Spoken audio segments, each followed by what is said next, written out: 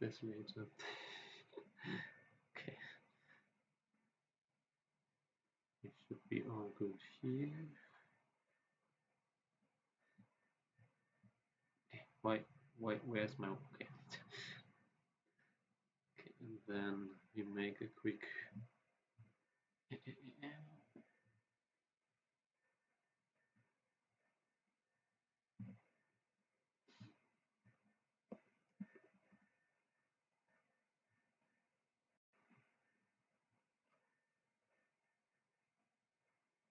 oh, was it already game 7?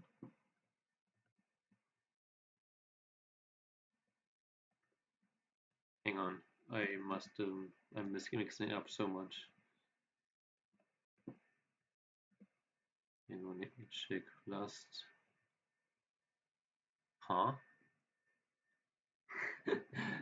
Okay. Is it game 7 or 8?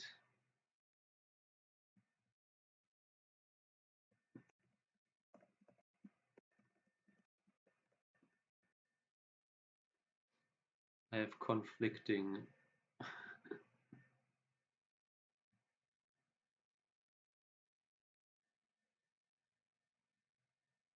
information. Oh, round 8. Oh, okay. Huh. Okay, then I need to change a couple of things.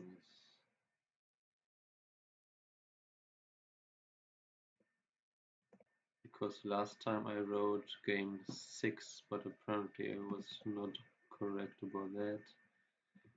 Maybe I just copied too much. That also explains why I thought I had the other color. Okay.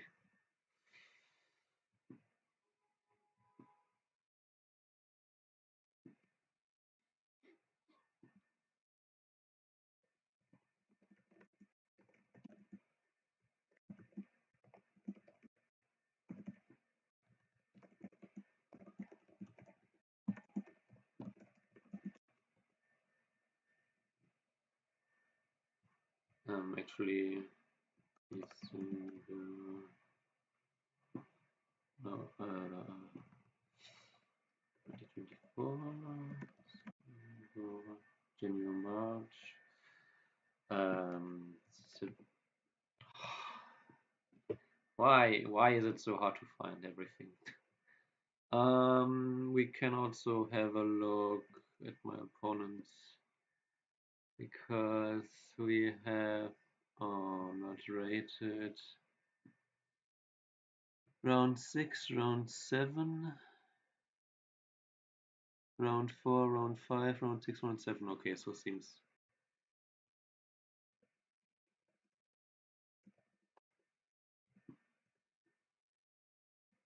Then I should change my title.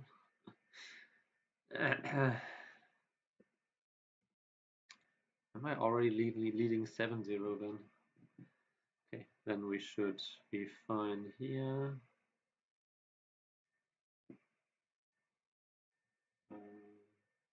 Spiel gestartet. Let's start the game.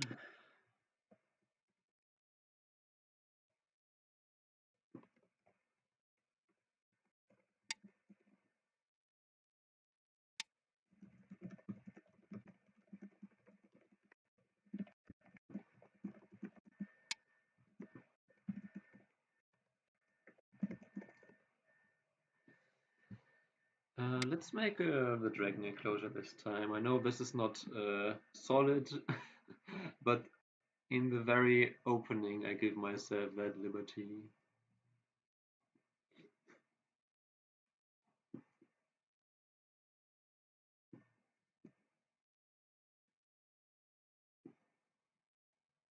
And let me also check that I am currently. Oh, okay, so that was already good because this is not correct here. And this is also not correct. Aye.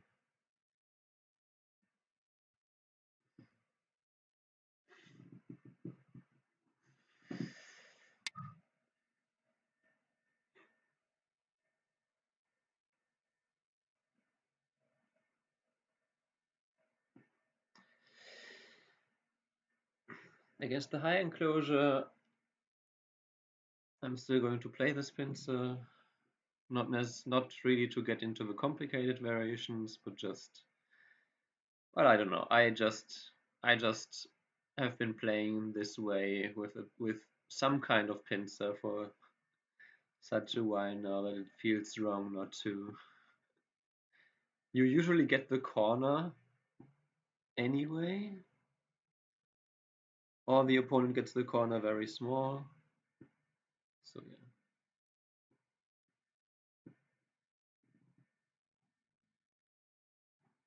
Oh, you have another. It's called the dragon enclosure. It's kind of a joke, kind of a play on word on a Chinese character, because apparently the Chinese character for dragon has some shape like this, and so it's jokingly called the dragon enclosure. And since that, you know the elephant jump, like this shape where you have P17 instead of this, I call this the dragon jump ever since. So yeah, there's that. Uh-huh.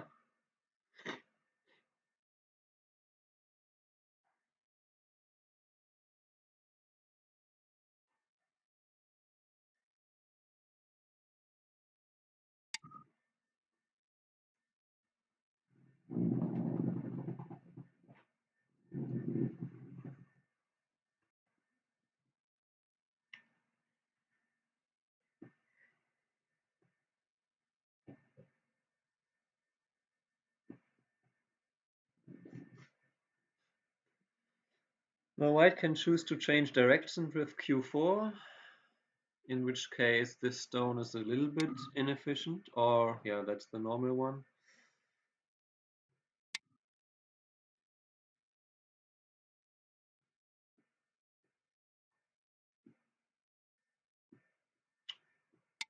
Okay, white can go down. Um,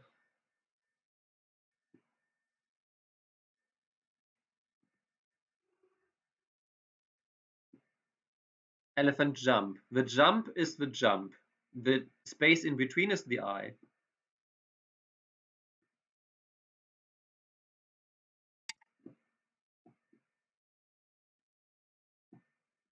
That's the difference. One is the jump, then just you jump from one spot to the other, and the eye is where you have to hit in between.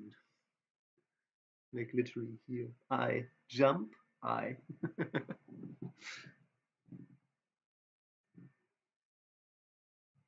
The dragon just has bigger eyes than the elephant, obviously. Oh, interesting. Okay. Um,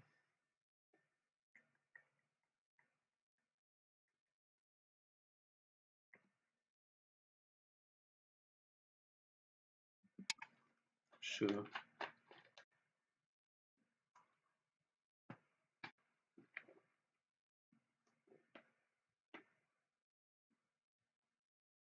Yes. Big eyes, you are beautiful.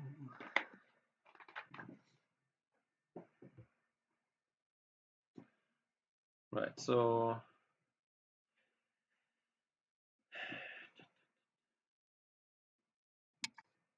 mhm.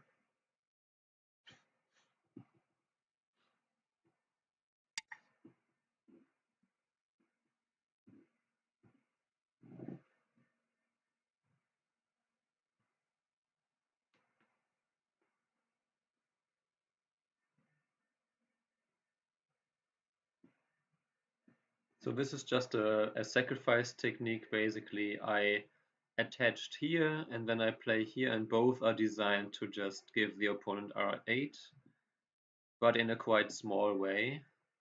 Because if you now played this one, uh, white can press you down a lot. And if white ignores this, now you could play here and then here, and white cannot press you down quite as much.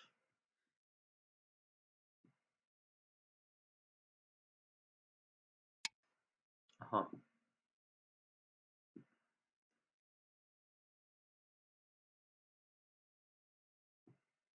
Should I extend here? I mean, if white played here,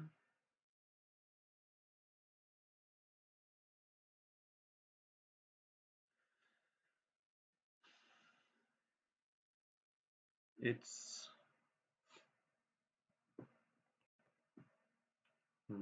something like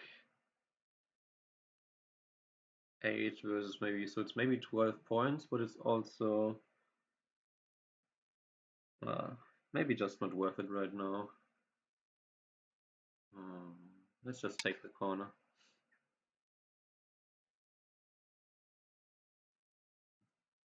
R11 is still a big move though, because if white got to play this one instead, white gets to swallow this stone in a much more efficient way.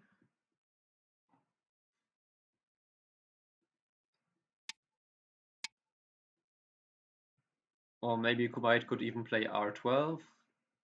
Well, probably R11 would be the move. So if white plays here first, white can get something like 12 points there. And now if white moves here, white can only get something like 8, so you already reduced by 4, and you're also taking something here. So this move is worth it. This move might not be. But okay, so now I have 2 corners. The top right is something. And now it is more about letting this center not grow out of control. So we jump here.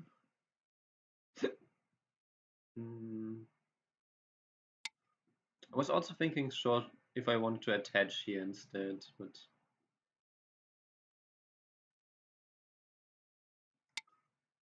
because of this one.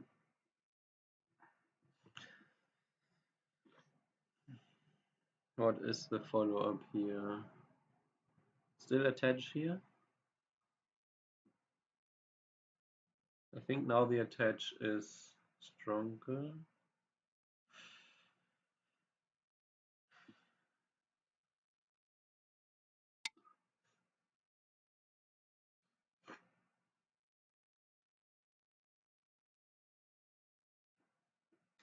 I still have this move to peep inside this area in general.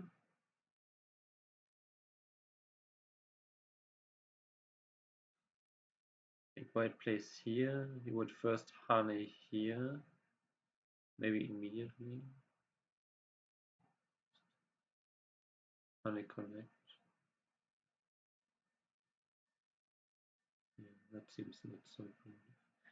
This one, and you descend. Then you can push and cut like that. There's no monkey jump because this one is Atari.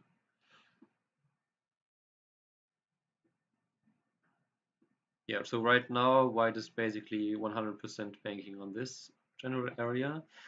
So it's important to know how can I reduce this. I can still peep here.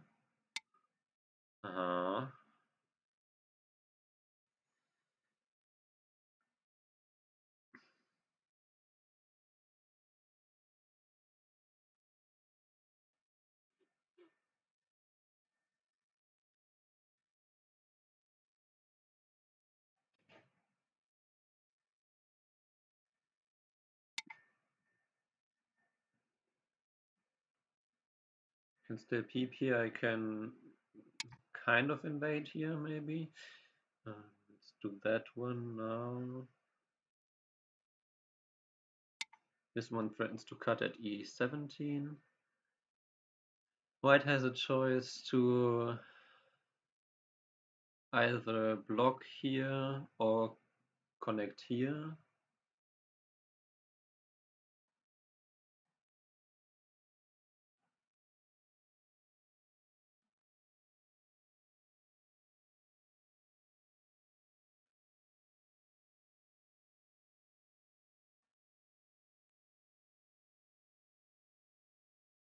If he blocks and I play here,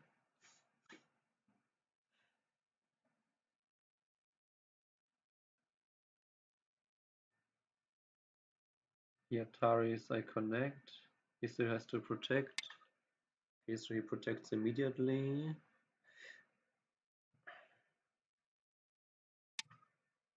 This Hane here is quite big because if white, well, white wouldn't ignore, but if white just lets me capture this stone,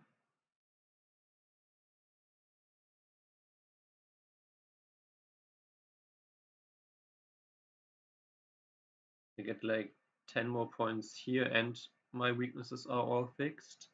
And this group here would still be attackable. I mean, it's still attackable anyway, I guess, but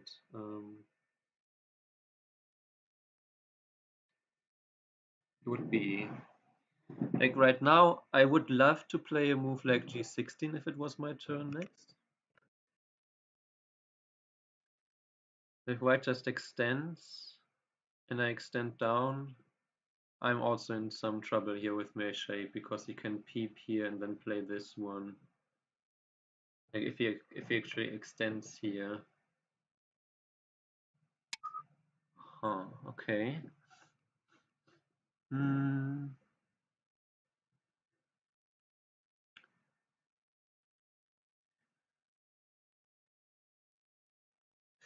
I will just protect my corner like so, and then I still threaten to invade here on the top side.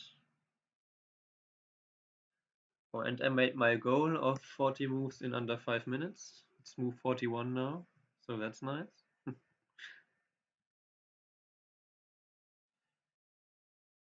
Grow and haunted. Grow.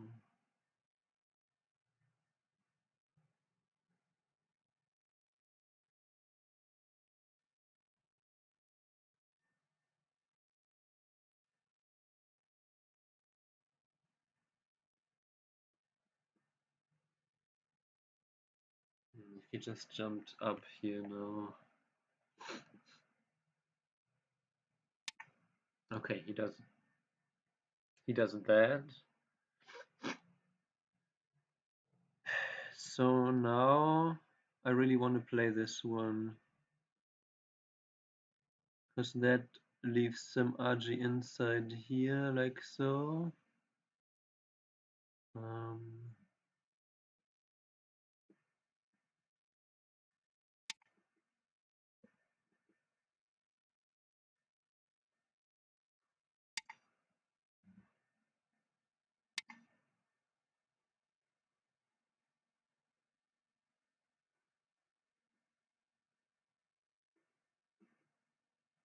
He pushes here from behind again. Do I block here?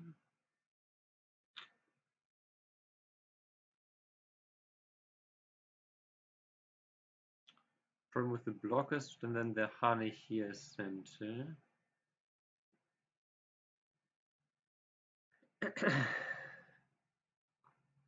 He can honey. If I don't react, he can push out.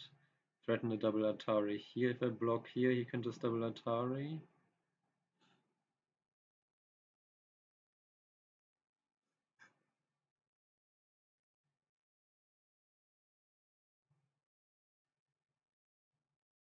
And if we play this, I could bump here to defend.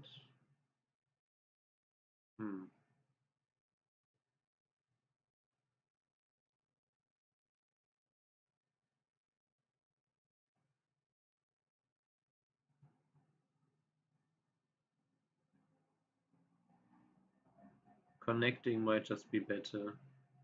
That way I have much stronger shape towards the outside. It's not like he can surround me.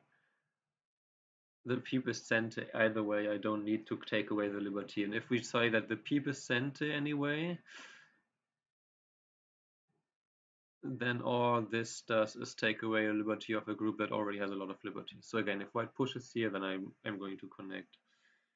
If white pushes here, I can play here. If white then pushes out, no, okay. So white now takes that. That makes sense.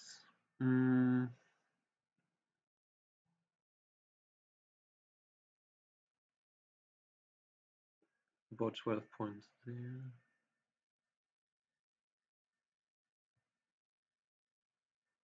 Well, I have all corners now basically at the moment. So about 12, about 20, and the corners about 10. I don't know, I have about 50 points or so. White on the top side, maybe 15. On the right side I said 8 plus Komi, so that's around 30. So white needs another 20, which, okay, this is about 20.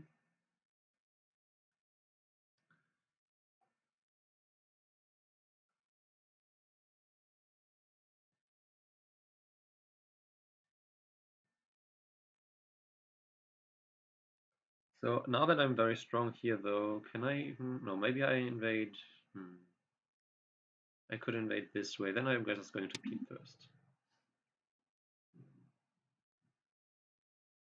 Can also jump here, which would be quite big,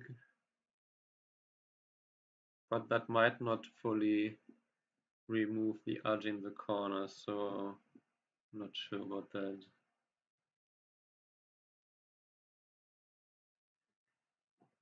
Is there any way to still destroy the top side? Well, I have G16.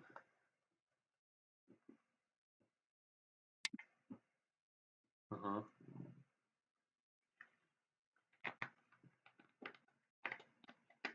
Actually, now I guess that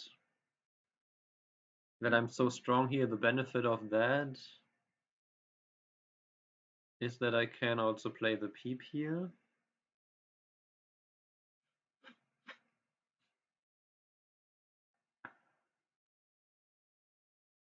Because there's nothing left inside here that I don't block here.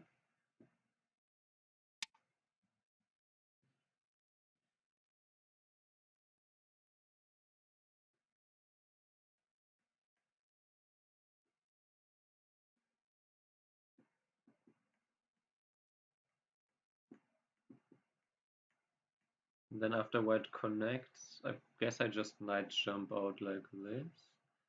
Or do I could be even more aggressive and play here.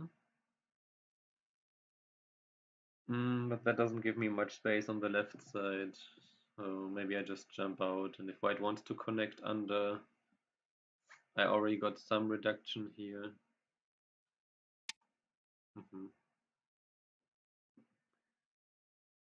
Jump here, and white just plays the knight's move above.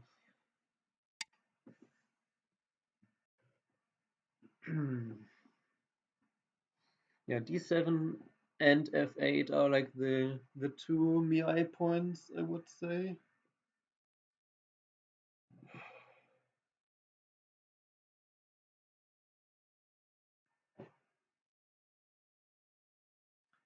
He plays this one.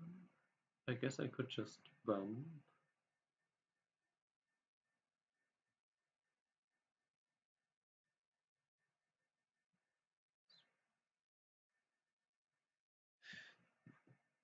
Yeah, no, so I couldn't have done that without this exchange here, because then my group in the top left gets weak. So that's why if you want to attack or invade somewhere, usually you want to make sure that you don't get weak on the other side of that. So here right now, if I invade right now, I'm getting weak here. So I spent the time to strengthen myself here. And now I can invade more more easily here.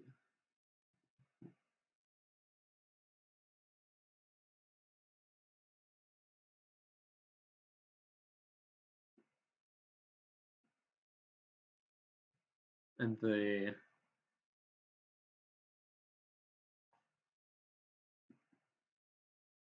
20 points that I barely gave white in this area is of course now reduced. I really also want to play p11, but I think this just, if it was just the left side, sure, but it's the whole middle, so it's about reducing the left and the whole middle, and I think that's bigger than anything here.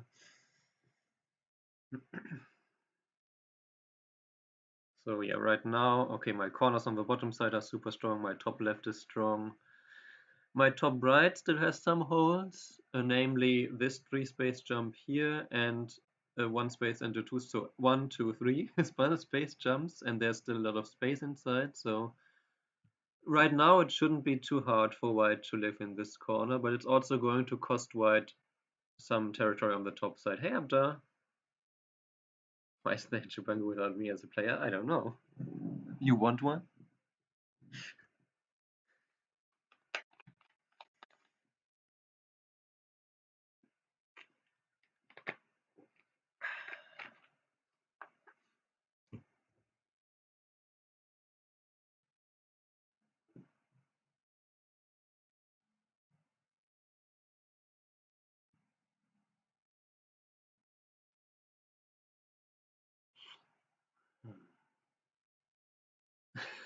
Okay, I raise you there.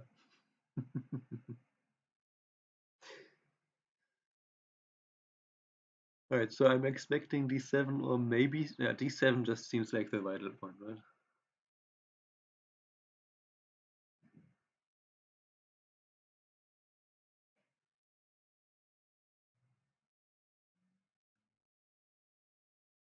I see.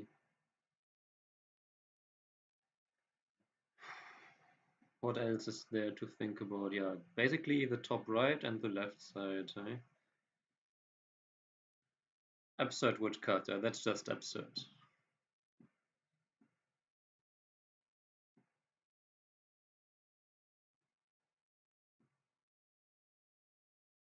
Whee!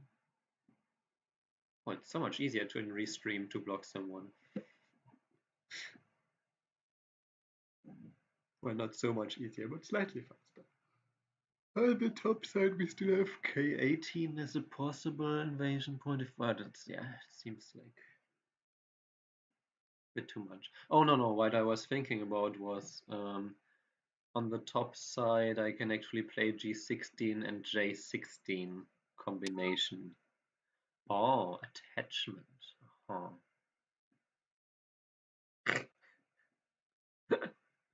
That's just mean.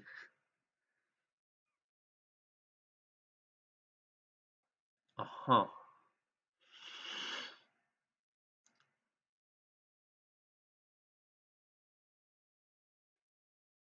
Hmm.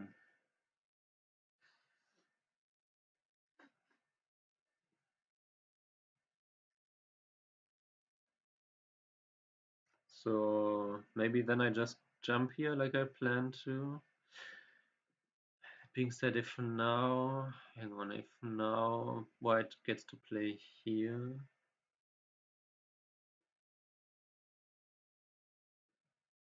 I knights move again. He would knights move again. We can push, and I think I'm strong enough here. I can also play this as a bonus anchor, I guess.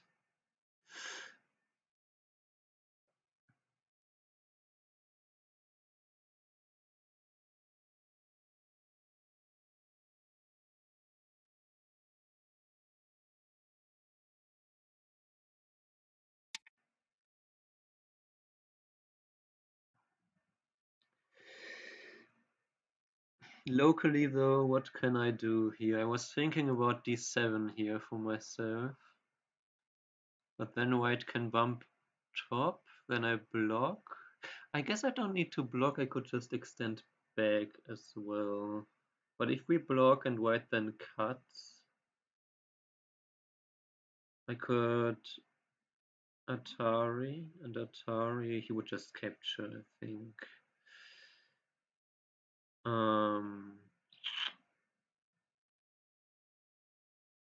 Right, so if I play d7 and white bumps up and I bump and white cuts. Hmm. Oh, okay.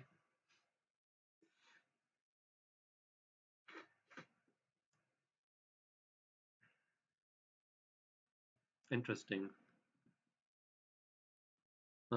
He cannot really connect under because this one. But do I play this? No, I think it's a bad exchange locally, but I guess I wouldn't have like this one and then this one. Okay, we just play this one.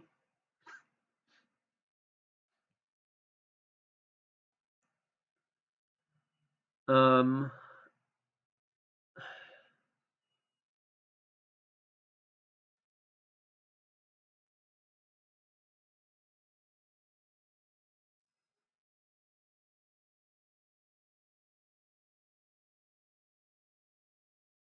and I guess I could play p7 first.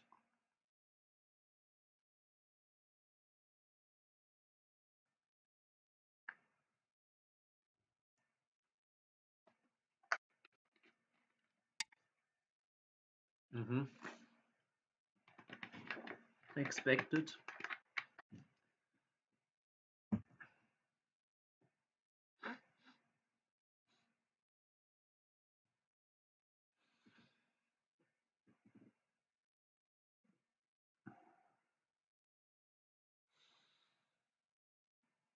Hmm.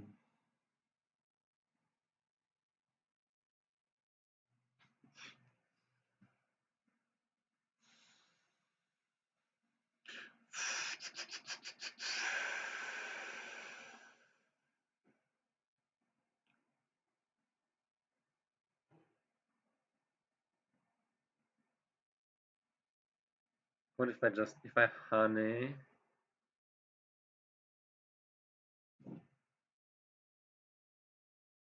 Can white crosscut?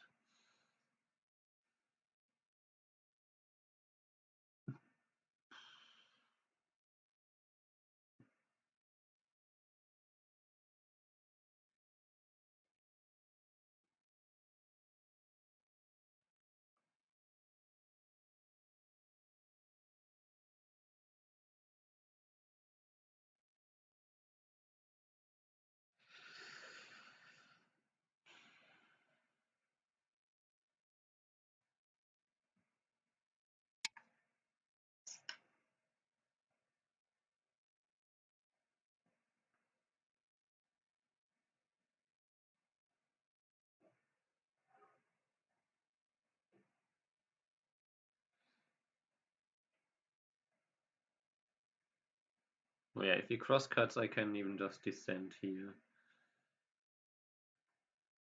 No need to give him some weird connection under or something. If he plays this one now,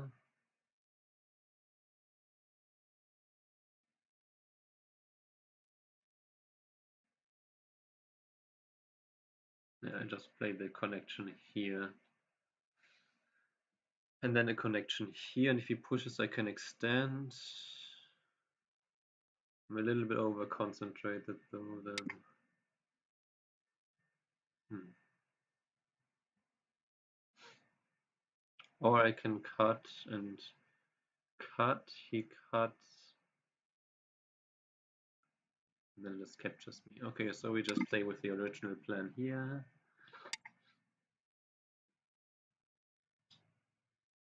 Hmm.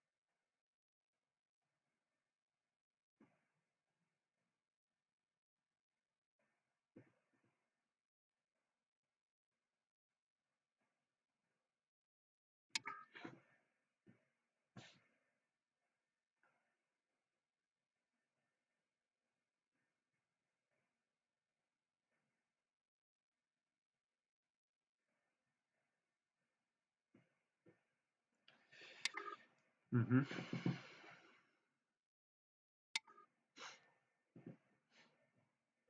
Now the top right almost looks like this normal 4-4 Joseki. He didn't take all of my points here, but he also kept some points.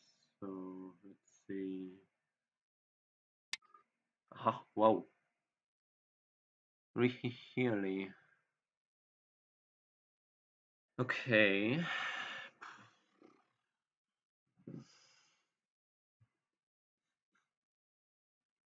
I could simply bump at R13 and then peep.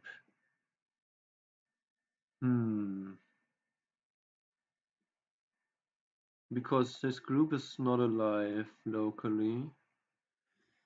This seems... because my topside group is very strong.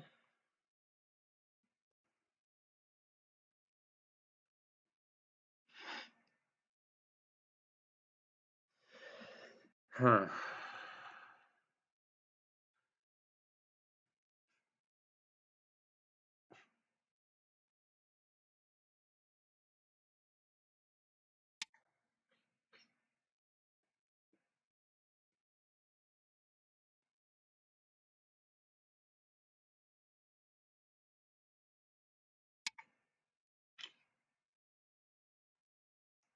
Oh, what if I play this one now? And if he connects here? Hang on a second. Is that... I guess that's not really beneficial, right? Because if I play here and white connects, it's not like I want to exchange this. So we just peep after all.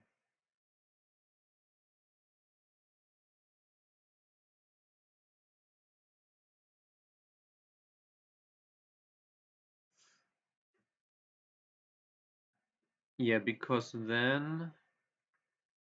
No, this one is not sent because he can play here.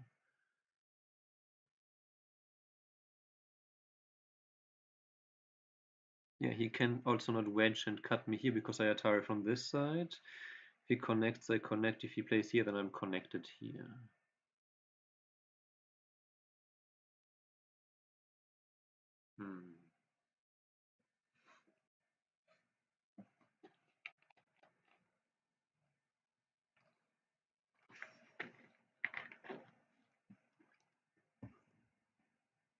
I'm still interested in should I play here now. Might just be just a bad exchange on the outside because we've placed this. And even if we do play this, this whole group here is without eyes anyway. It's not like I need to make some exchange here. It only strengthening me outside here, so.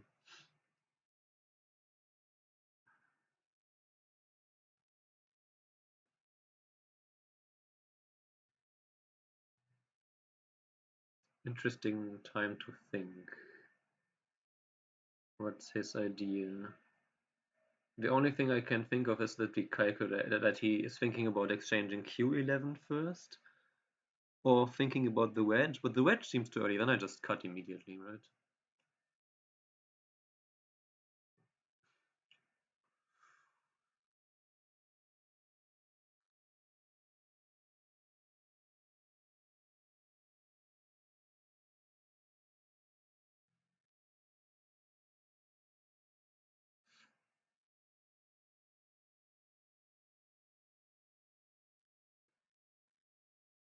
Yeah, one thing is that even if I play this diagonal and he plays this and we play this, uh, so you have about 30, something like 35 points. So, oh, I guess 1, 2, 3, 4. Yeah, let's say around 35 for me. I can still play this and this, so we have to press this down to the third line basically. 2, 3, 4, 5, 6. So the top is more like 12 points. Couple of points here. Let's say with Komi, the top side for white is 20. This is nothing yet because I can take away these points and even attack this group. And then white currently has maybe something at most 15 points here. So we'd both be at 35 points. Yeah.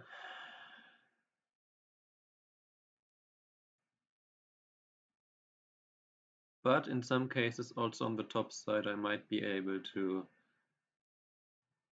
get a ko here to split him, so it's not safe that white gets everything here, and white still has to escape with this group. It seems like a weird place to think, to be honest.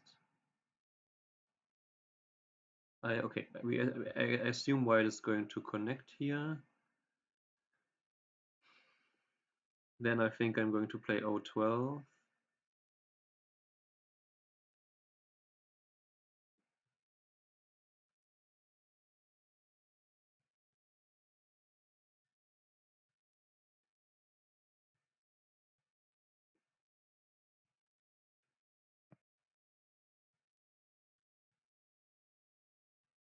What if white pushes in at S18? That could also be something, and then I block. If white harness, you can harness, and that's dead.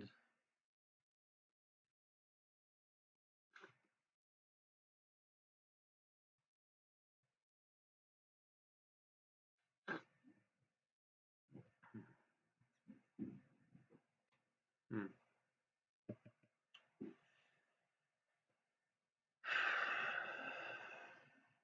But yeah, for now we assume that white connects. Let me refresh it. Oh, okay.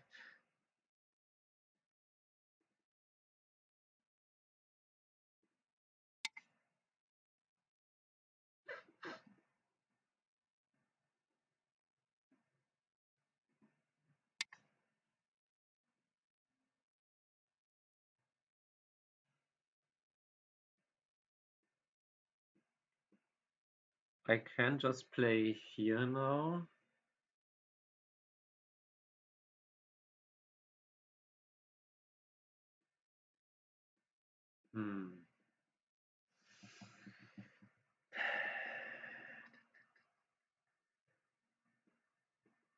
Just let him live, but I don't get much points in this case.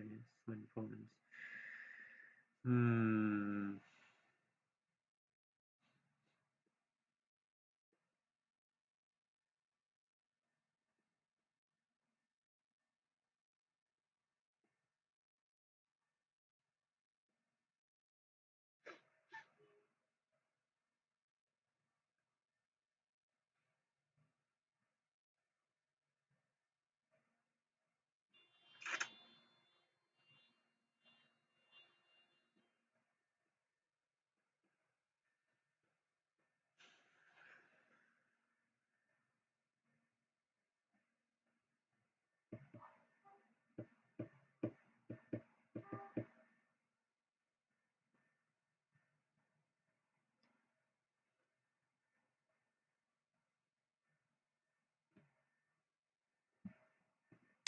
Fine.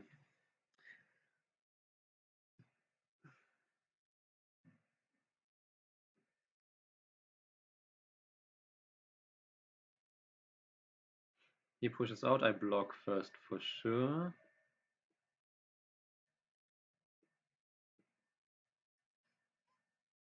I do wonder if I... No, I think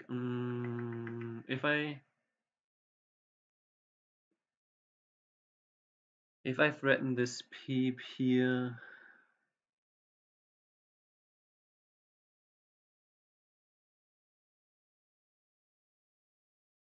maybe I do it this way, or this way even. Right now I cannot cut here, because if I cut and he Ataris and I play here and he connects, I cannot cut because he can just push through. But if these two stones were captured, or I had some stone around here even, yeah, like Q11,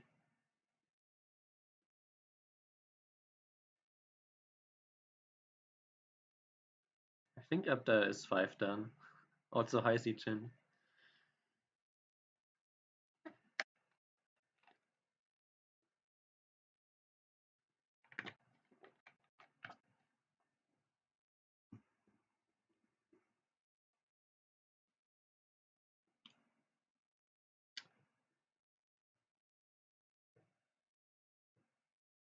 The only trouble with this move at q11 is that white could defend it with p11, which would expose my cut here anyway, so again, ideally I would protect my wedge weakness here by just doing something here.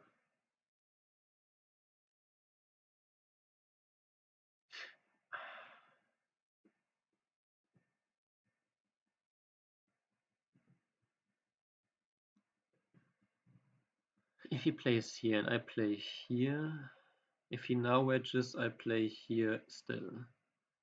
If he then plays this, then I play q12 first.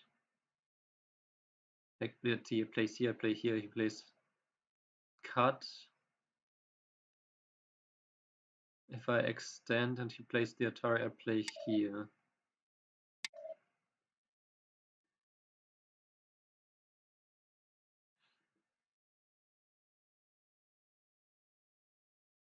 Because capturing, what is it, 1, 2, 3, 4, 5, 6, 7, 8. 8 stones. 1, 2, 3, 4, 5, 6, 8, 9, 10. Making an additional 10 points.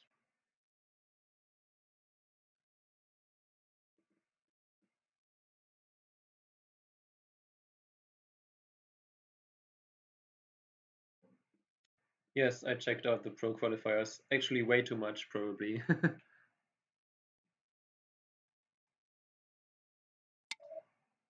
You guess white is alive? What do you mean by that?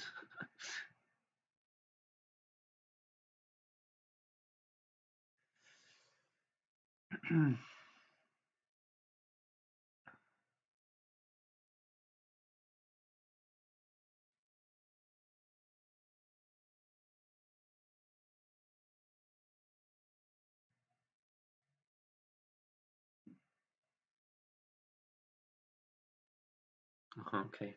But yeah,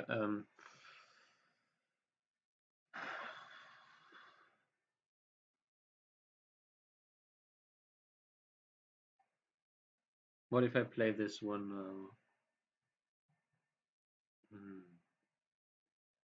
I could peep here first.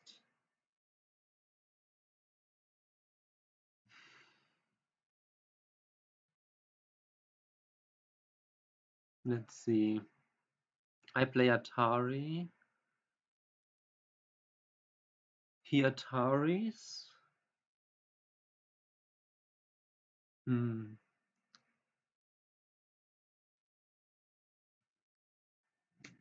The move order here is very delicate, that's why I'm spending a bit more time.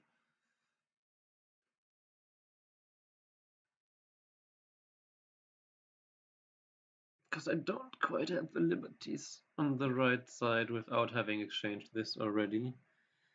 But what if we make a trade like that? I play N11, he plays the Atari, and I play Q11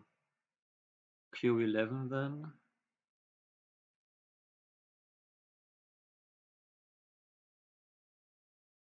Is that a good exchange still for me if I let him capture on the outside? Hmm.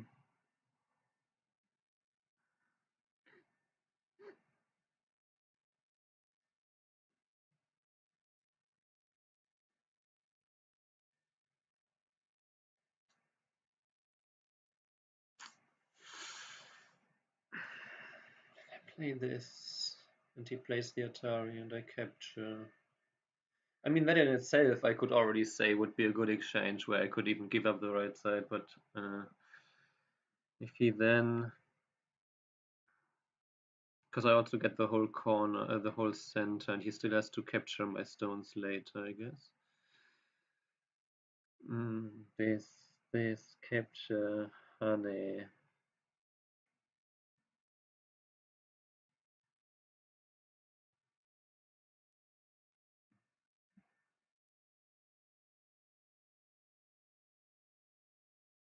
Not sure.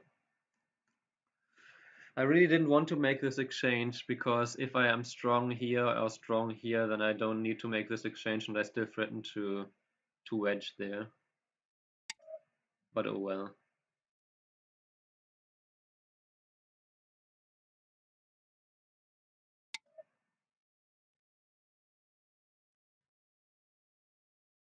Now if he extends, I extend here, I think. And then I still have this one.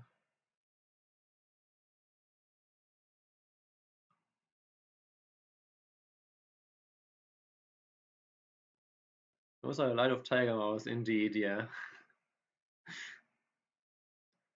The tigers want to be fed. That is, yeah. Because if he extends now at M12, right, and I extend at N14, he obviously isn't locally alive with the top right. And his outside, like M12 then has 3 liberties. And thank you for the follow. Technician Path.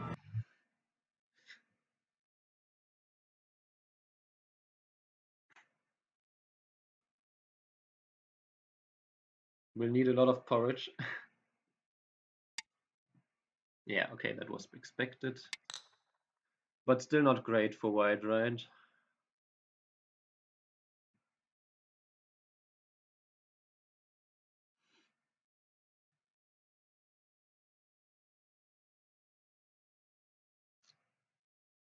£30, indeed. And in this case, you know, it's not even that wrong, because with this Ponoki here, it's basically impossible for white to make points here, and my attack against this group here is going to be very strong. Because now I can actually play this and I don't have to fear for this move. On the other hand, I really don't need to play there anyway. So do I play here now? No, now I have so many choices, right? So I do need to be a bit careful with my group on the top side though. So maybe I care for that one first. My group in the center is super strong. This group is not particularly weak. So let's focus on the one group of mine that could still die in reasonable near future, I guess. So do I attach here?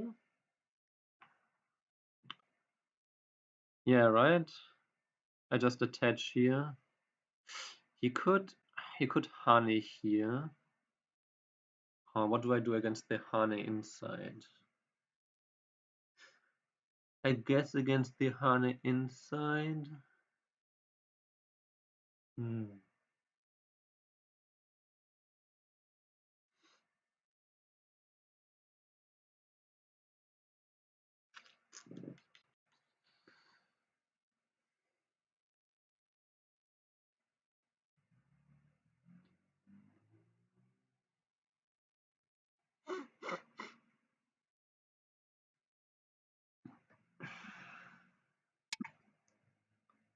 We'll figure it out.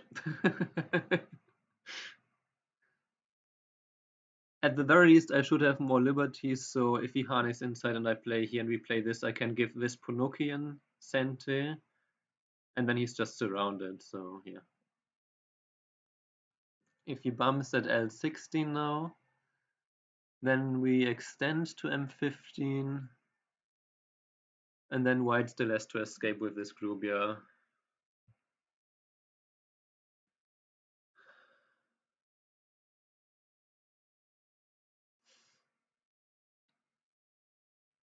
How about M15 for white?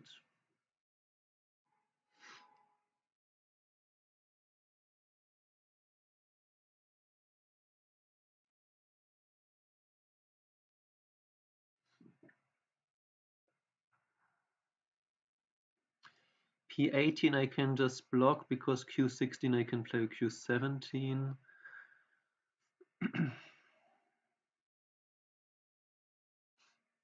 There's nothing about the corner then.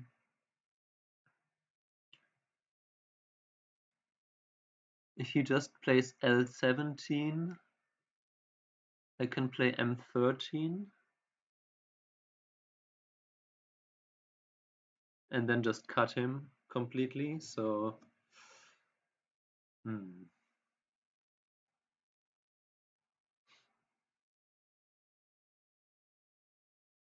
let's go to the toilet real quick. My opponent figures this out.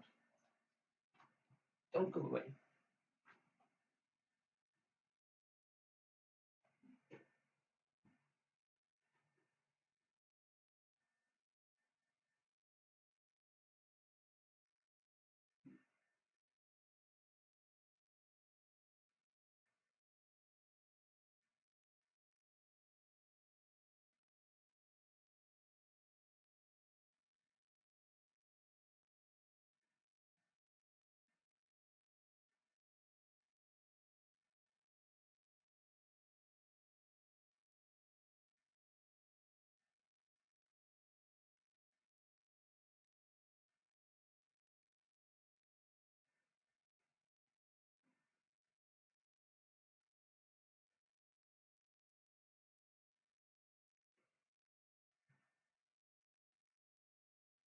You got no move. I almost expected that. But yeah, what I was saying about this Ponuki in the center, it is basically 30 points because there's this proverb: a weak group is worth minus 20 points. So this makes my center group no longer weak. So that's 20 points. And then the deduction on this and helping my other weak stones here is certainly, this is maybe even a 50-point Ponuki, because it also weakens this group, it also weakens this group.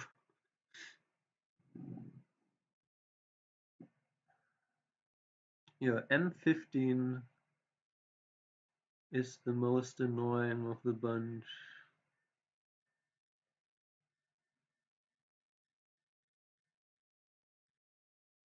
If he plays M15,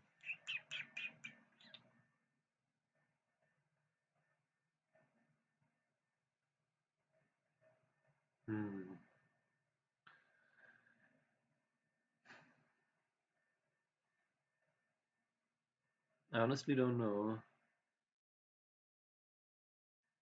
Do you think that group has a good chance to have an eye on the second line? What are you talking about? Which group?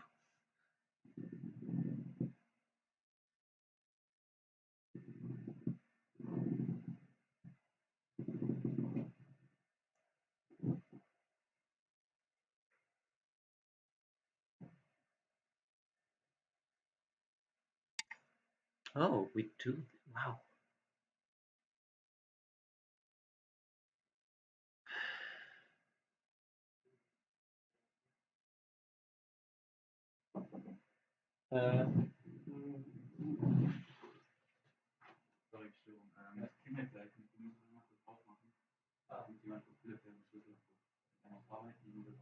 Okay. Okay. Alles klar. Ja. Okay. Okay, I might need to pause, but okay, what is going on here now? Are we really doing this?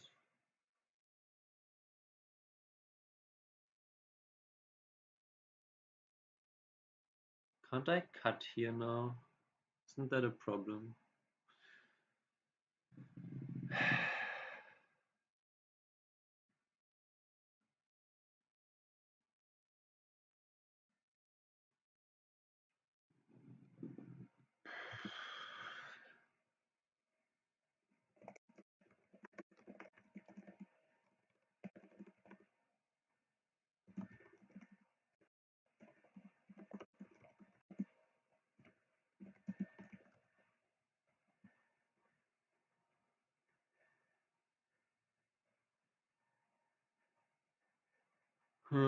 If I play this now and he plays this Atari and capture and I connect here, he can play here or here, then here and here, then I could still play here.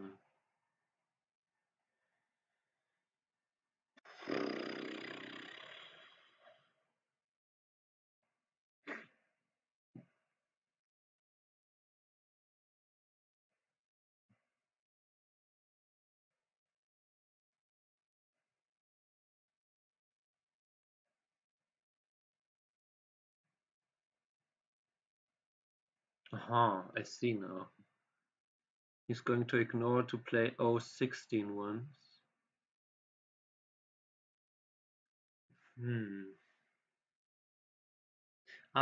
What I can do though is when he plays here, I play this Atari first.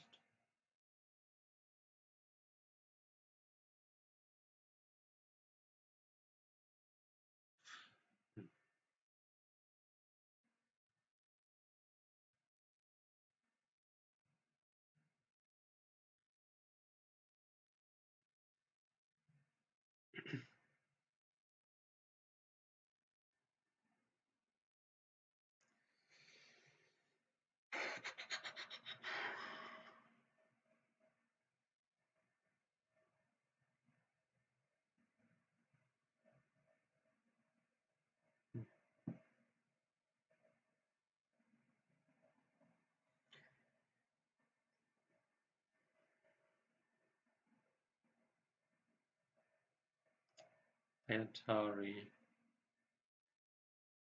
Hmm.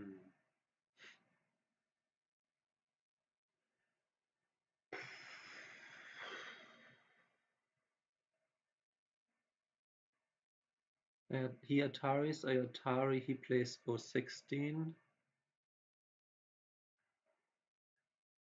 I go back.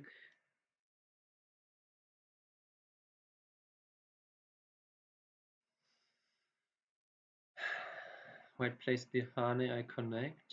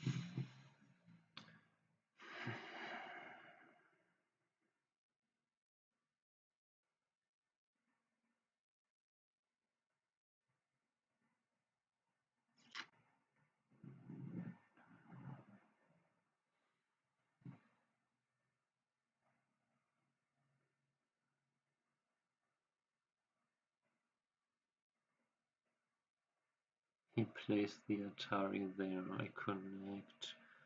Then he captures. He captures.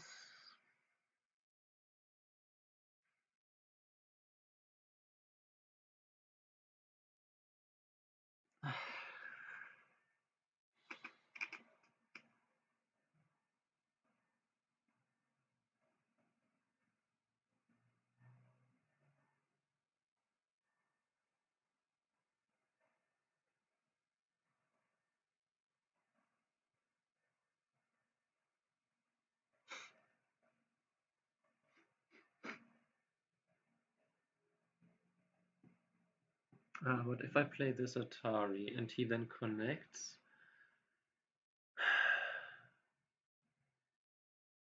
hmm.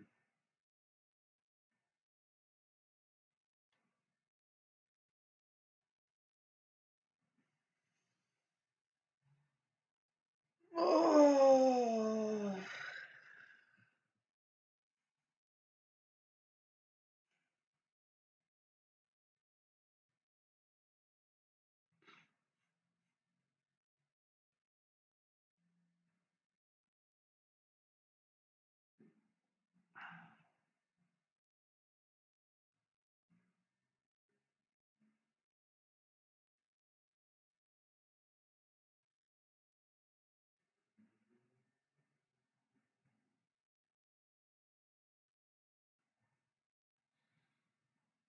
What if I capture and white plays the Atari and then you play the Atari, white captures? Spiel pausiert.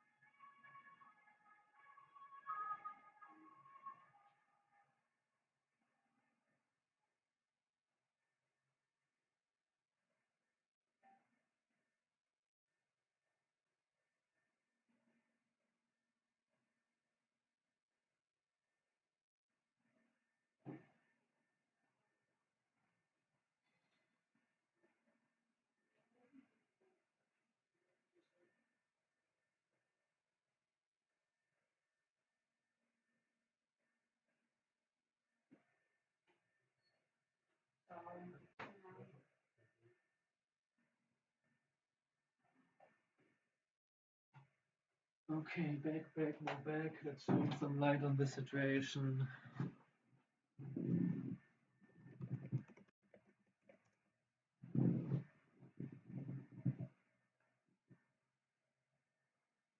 Spiel fortgesetzt. So I cut the Ataris, the counter Ataris.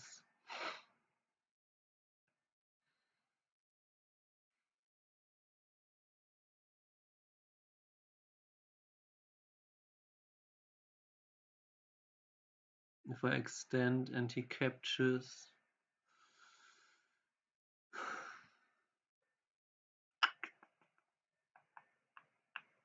Not the biggest fan of that.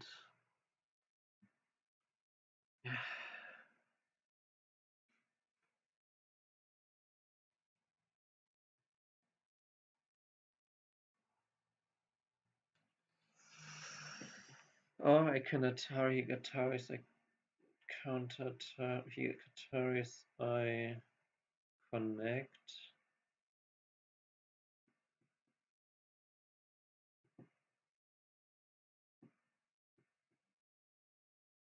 Hmm.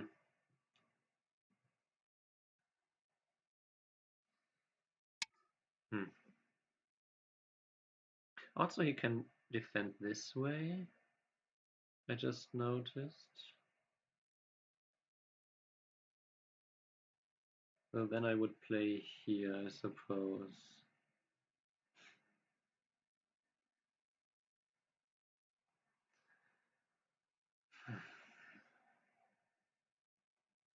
Hmm. So complicated.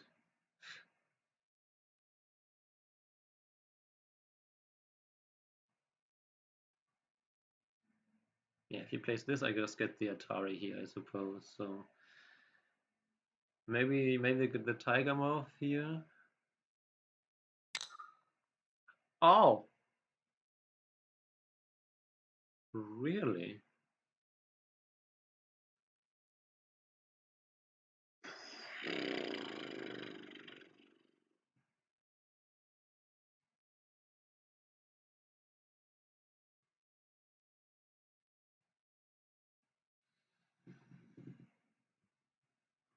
Wow, I did not see that one coming. Hmm. So if he diagonals and then I play here. He harness and I block. He plays Q18 and I block and he extends. It can at most be a Seki, right? So I don't know.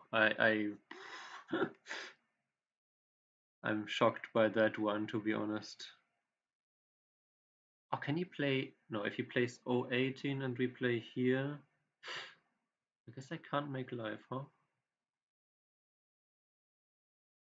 Oh, I didn't consider O18. Oh, okay.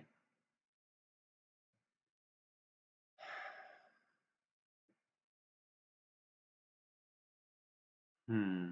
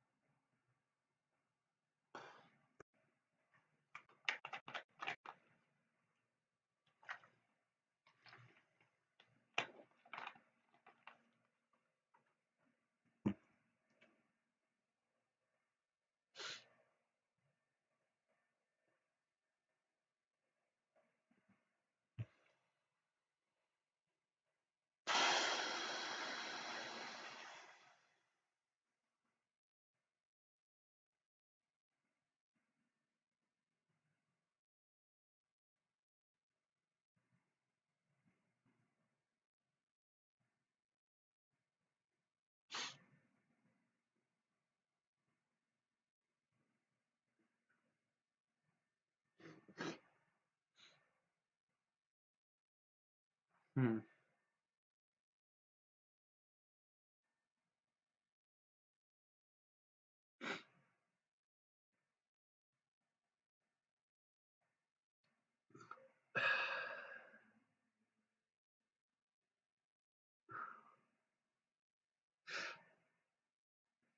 Can't play 18 like that.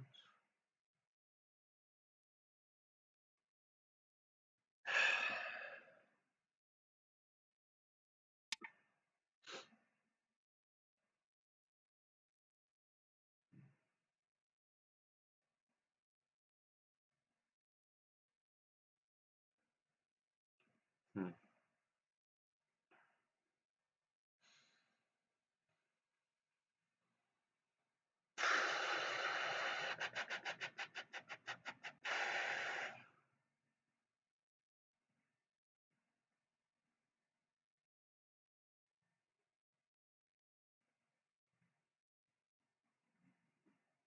Good thing about N18 is I can play extension and then I can play this one.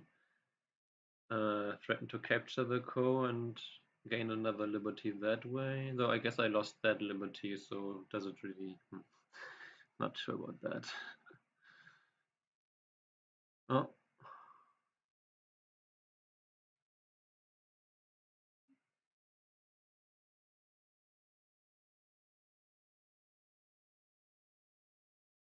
still thinking about O18 though. Hmm.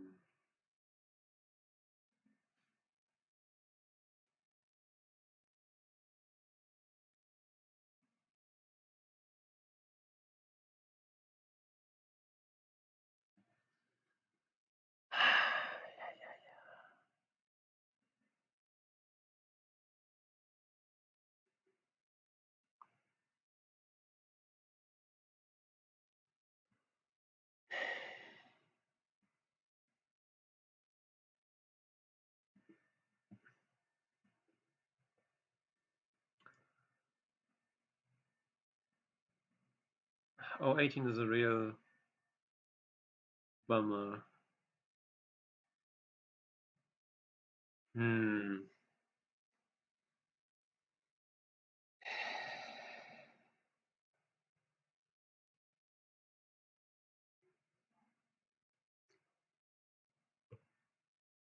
Hmm.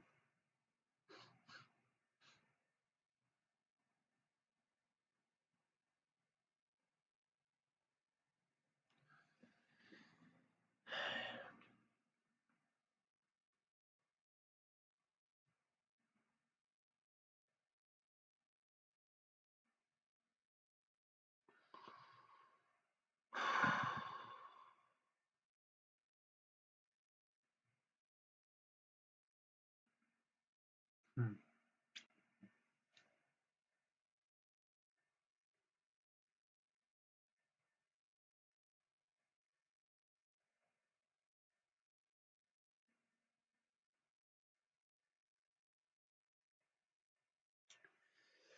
Ah, I hate it. Um,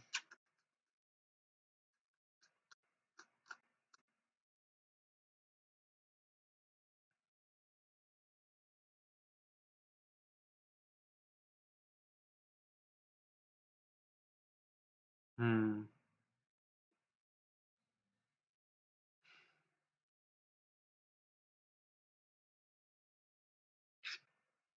Just small versus big eye. I lose this liberty race.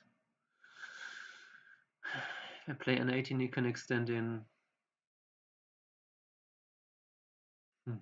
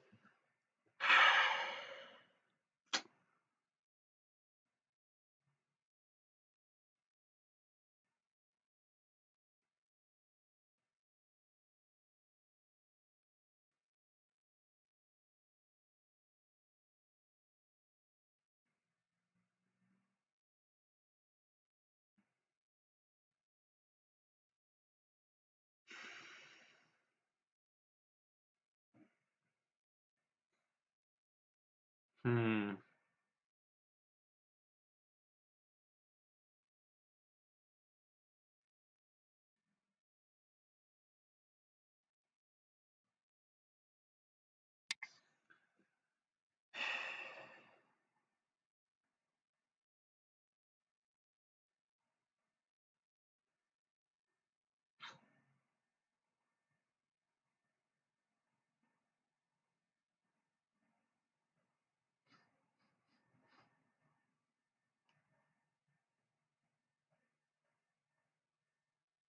No, I lose the capturing race.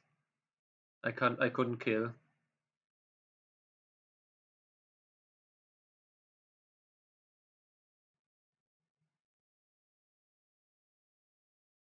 Because of T18. I can't show, but if I now try to kill, white plays O18,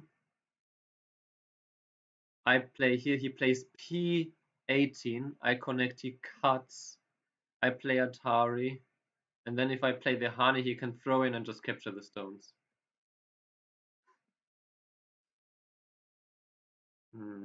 I hope I can live.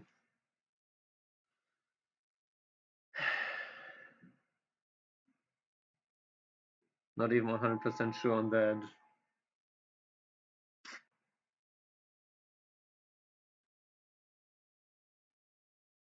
It's not that I don't want to let him live. The bigger problem is that I don't even know if I can live and send, like, right? You know, if I.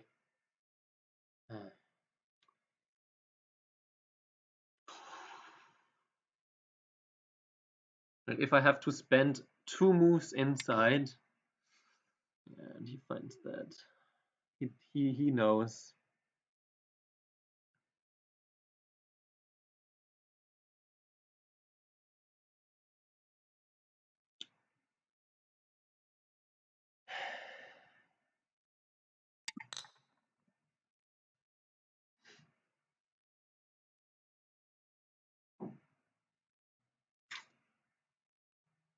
Hmm.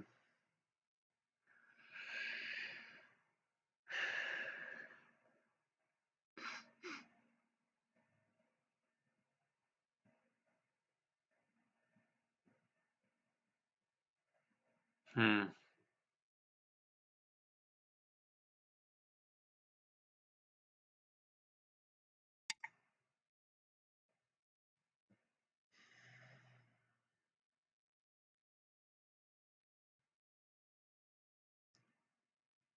So annoying.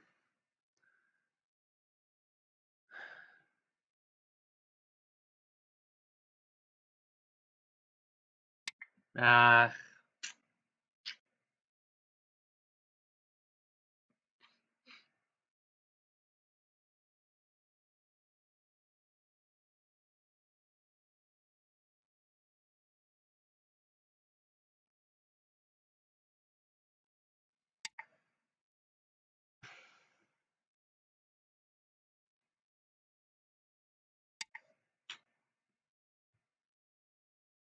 Hmm.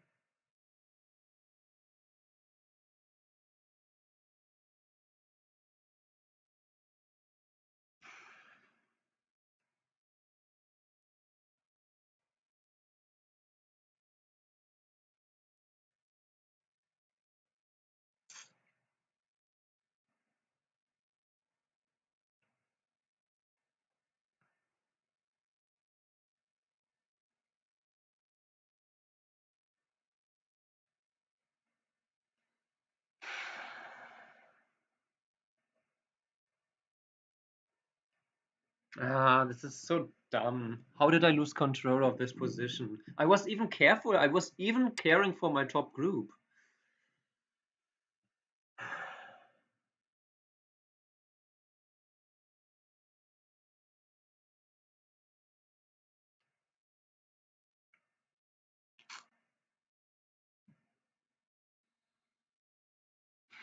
Hmm.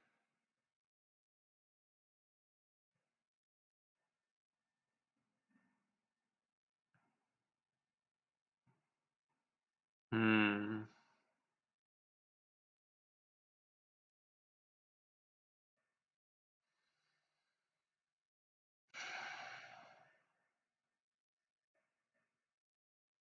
doesn't mean the game is bad for me, by the way. It's just that I felt like I had control, that the game could be over in the next 10 moves, and now I even have to spend center here to live if I don't misread this. Here.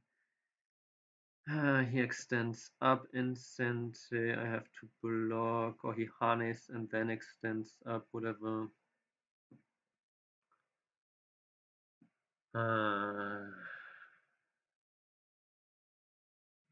Extends up, he pushes in once.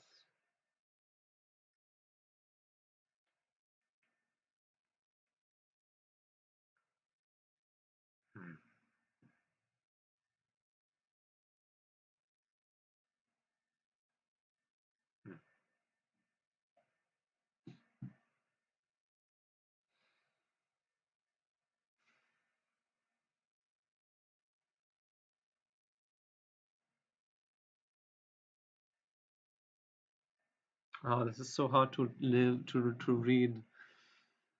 Um,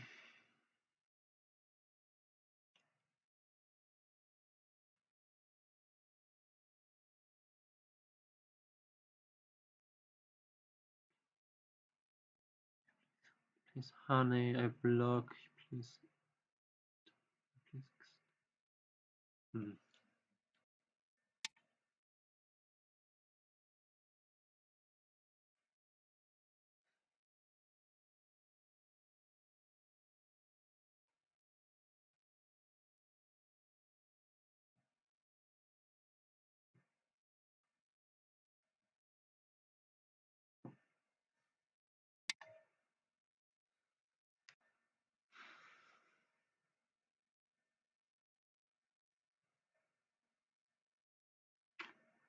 Wow, we're really going here.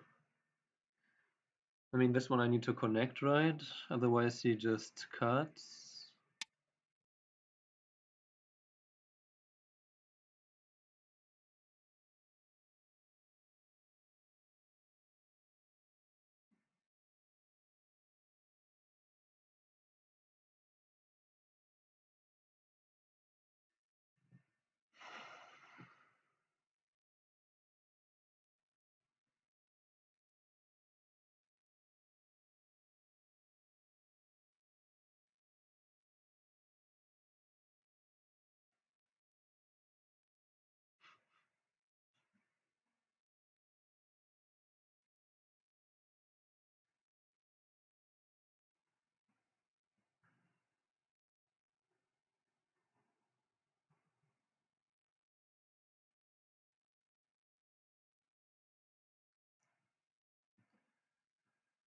Yeah, this is why I practice semi daily recently, because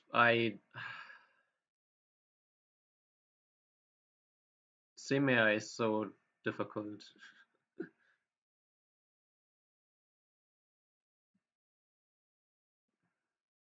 Yeah, he shouldn't. I mean, if he plays P50 now, then I'm pretty sure that's a bad idea. Or is it? Hang on, he can throw in.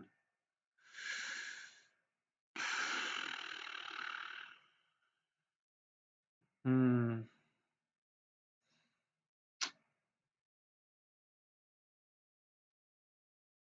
Hmm. This is also why I struggle against Jonas Welteke, because he always gets into some kind of semi.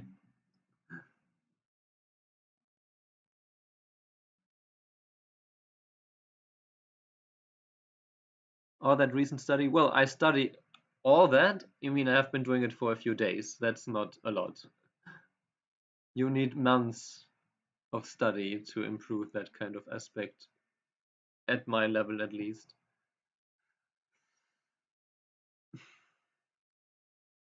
Okay, opponent is in Biryomi. I'm of course not in my time time management focused. So he plays T16. A few days more than none, that is true.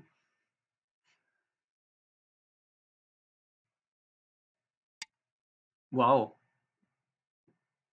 Yeah.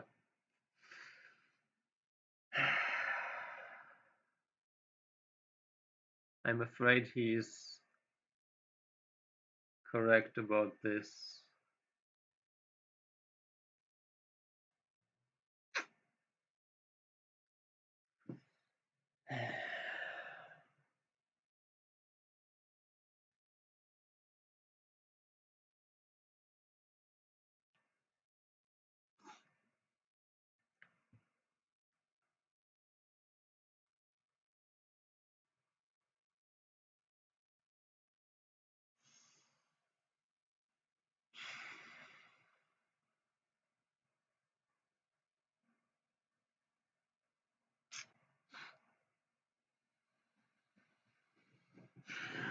If I play T16, L18? No. Okay.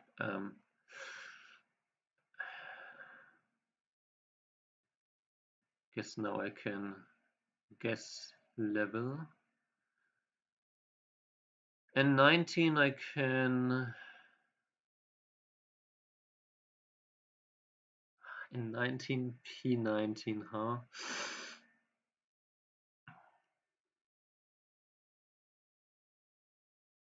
Play P19, you can play N19.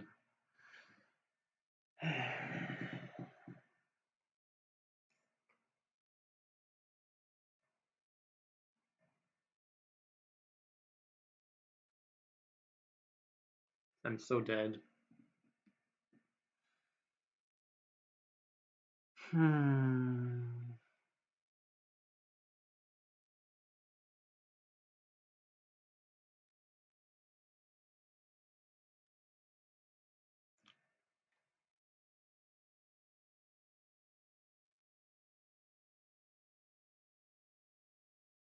My opponent knows at all what he's doing. I'm so dead.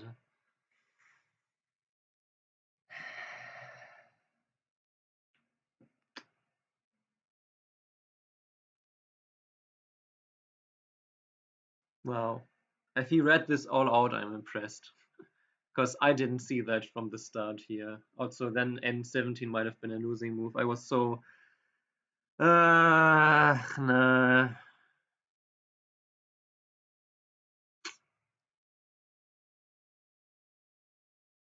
Hmm.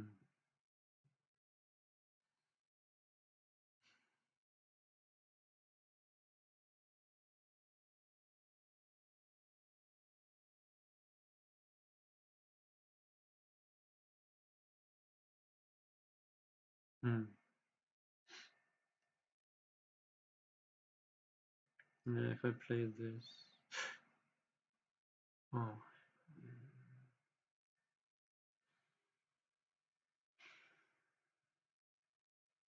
It can just Hane. I Hane, he connects.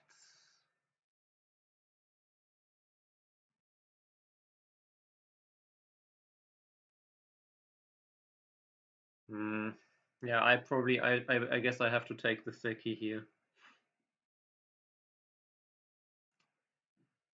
Okay, calming down. This top side is the Seki. And he gets 4 points on the right side. The top at least now is reduced because I can then peep here.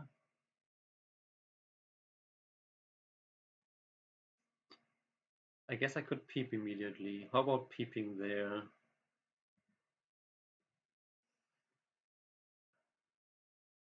Do we want to fight a core?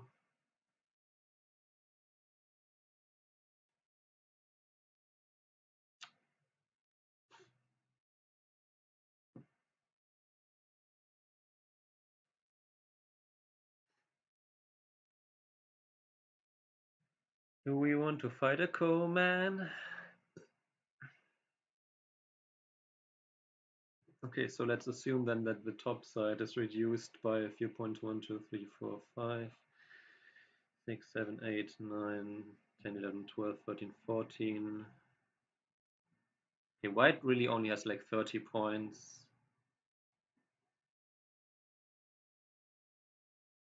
But I don't have much more than that.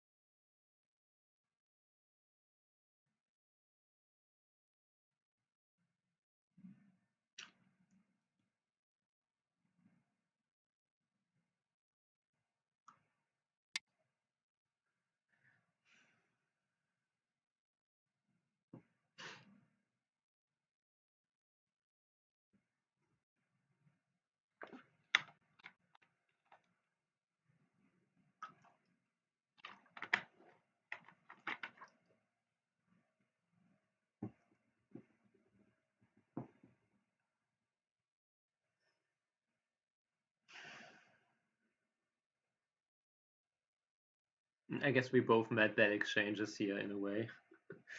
He made this exchange. I guess it's not a horrible exchange. No, because I lose the points because it's still a Seki. Okay, whatever. But he does lose a few points here. Maybe that's equal-ish.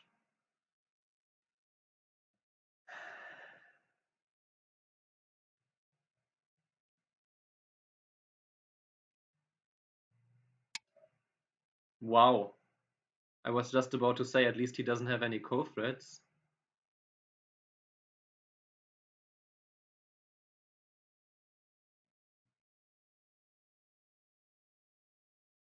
Maybe he does. He can threaten Q10.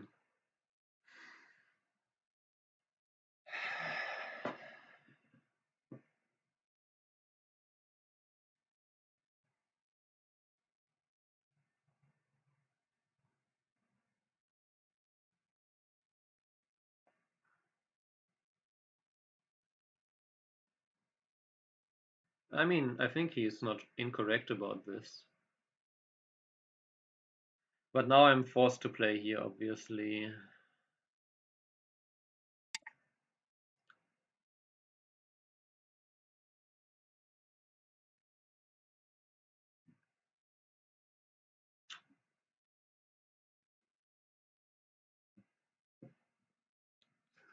The good news, at least, is that if white captures this stone here, his group is not locally alive yet.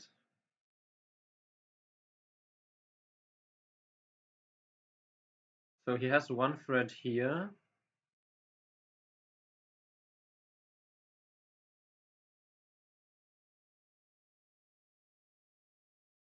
But I don't think he has a second thread. And of course now, if I connect here, it's 5 versus 4 eye shape. And then I should easily win. What? Capturing race. Huh? Excuse me? Okay, let's see. I have now we can do we will do this later too after the game, but we will already do some semi practice. So I play here. I have 8 minus 3. I have 5 inside liberties, 6, 7, 8. I have 9 liberties, 10 because all the inside liberties count for me. So wait, 1, 1, 2, 3, 4, 5. So I have 10 liberties and white has 1, 2, 3, 4, 5, 6. So I win this capturing race by 4 liberties. Yeah, that was he almost had me, but now I think that's just over. Can Q10 be resisted by S9? Um no, that just lets white cut at Q11 anyway.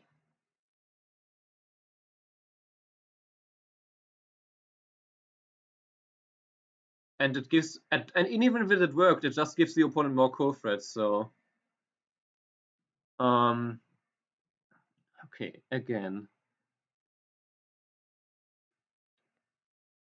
I have 4 plus, so I have 9 liberties and white has 1, 2, 3, 4, 5, 6. So I win this by 3 liberties. I can already Tanuki this.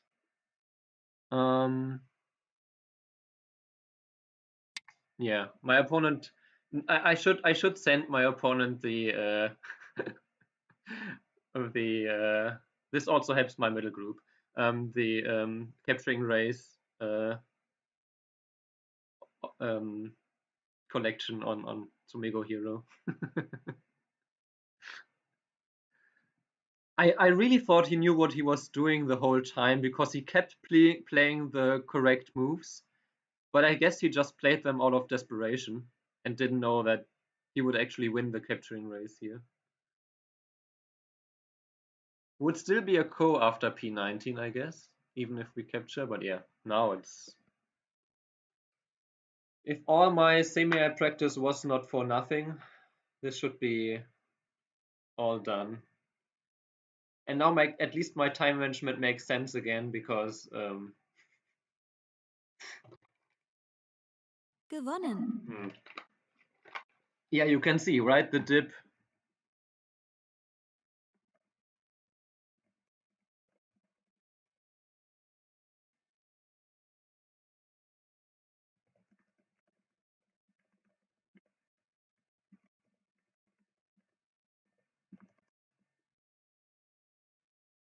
You can see, maybe you can't see it, right?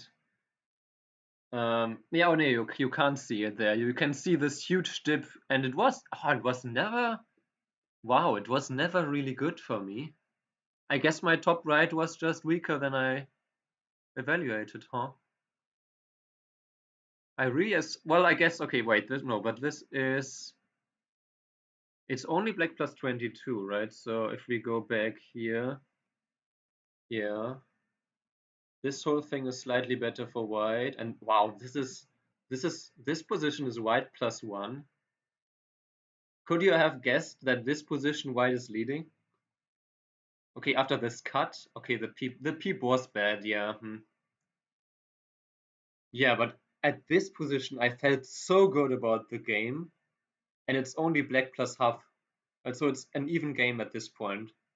I, to be honest, I thought the game was over here basically, and that I just had to put in the finishing touches. So I'm quite shocked to learn that this was equal.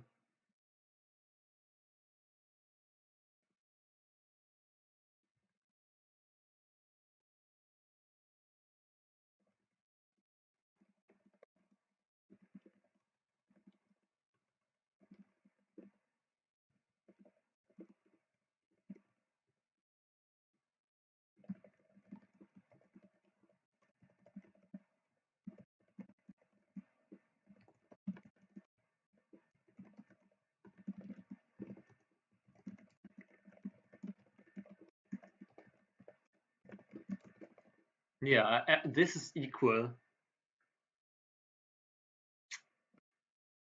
Hey, I probably has all your moyos. No, I'm black. White has the moyo. Yes, exactly.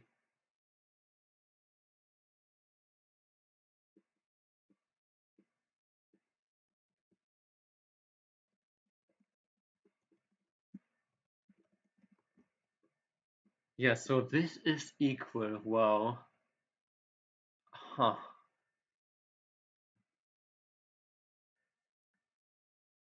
And then this cut was just not good for me. Wow. What was I supposed to do here? Cut here then just?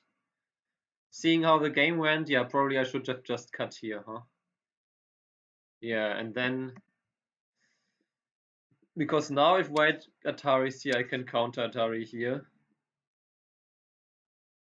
And then it's I don't know, then it's something like this, which is slightly better for me, but it's still a very even game. So actually I was the one who insisted here. Well, yes, white resigned after dying in the top right. It makes sense. Right, so this I was too much here. And the capture here, what if you connect here? I'm very curious. Ah, but the connection is AI likes even a little bit better. Ah, and it's better for white. Wow. And then cutting here was too much. Yeah, I can see 018 is the problem. I saw it.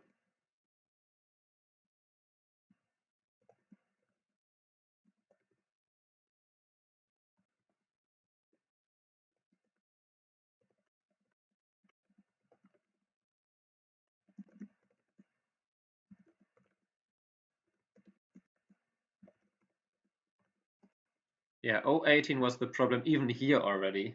Even here already white can play here.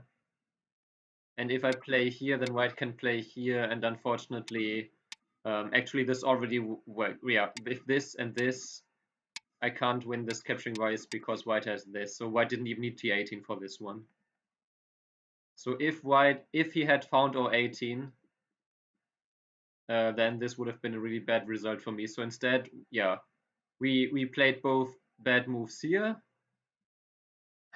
Yeah, and then I should have played m18 myself. I don't know why I didn't. I think I was tilting a little bit here. Because obviously m18 is better. I don't know why I didn't play this. And because now if white plays here, you can still play here. If white plays here, you can capture here and capture here, so white can't do this. And if white just, I don't know, connects here, then you get a lot more space, and then at least it's center live for me like this. So white, I thought white would just play here then, or maybe just play here and then Tenuki this, or yeah, I don't know. But yeah, this way, this was just so bad.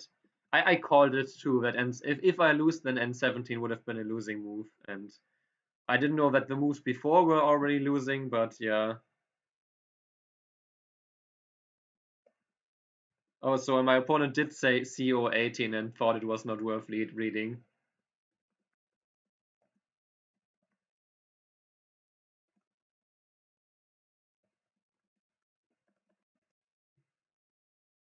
So we had very different views on this, yeah, and then okay, and then this was better for white. I can see that. Now I didn't feel good about the game, so at least my feeling about this game after I messed up here was correct. Yeah. And then all the way up to here. This one was still okay. Um, but yeah, oh wow. And here, oh, it's white plus 20. I don't know if I trust OGS AI, but yeah. Here, if white now, I guess white just lives here.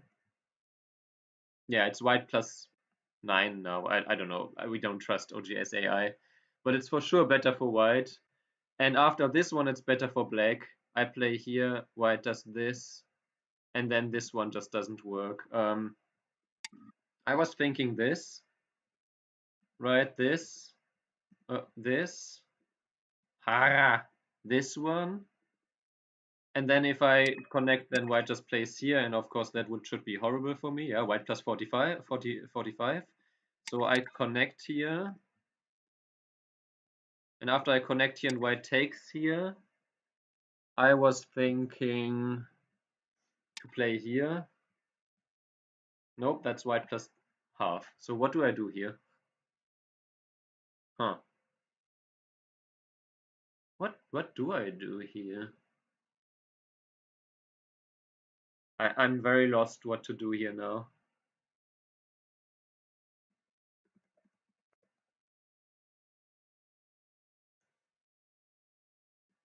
Yeah. What do I play here now? Or do I cut here? Is that the better threat? Okay, that's still black plus 5. I guess white would play here. And now you can see that if I win this co, my group is alive, and white still only has false eyes here. So let's say white captures here. And then I still don't have any co-threats. If I Atari here and then jump here, I still won't have enough liberties. So I really don't know how to handle this if white had played this threat and then played here. I really am not sure what I should have done here now. Or is it this one here? But no, this is still the same. Hmm. Yeah, so if white had just played this local threat, but again, this one now is just M19 is just a clear losing move because liberty-wise, you will see when I do a couple of capturing race. Well, I guess you won't see this one particular. Or did I finish? Did I finish the capturing race problems, or do I still have a few of the crazy ones left?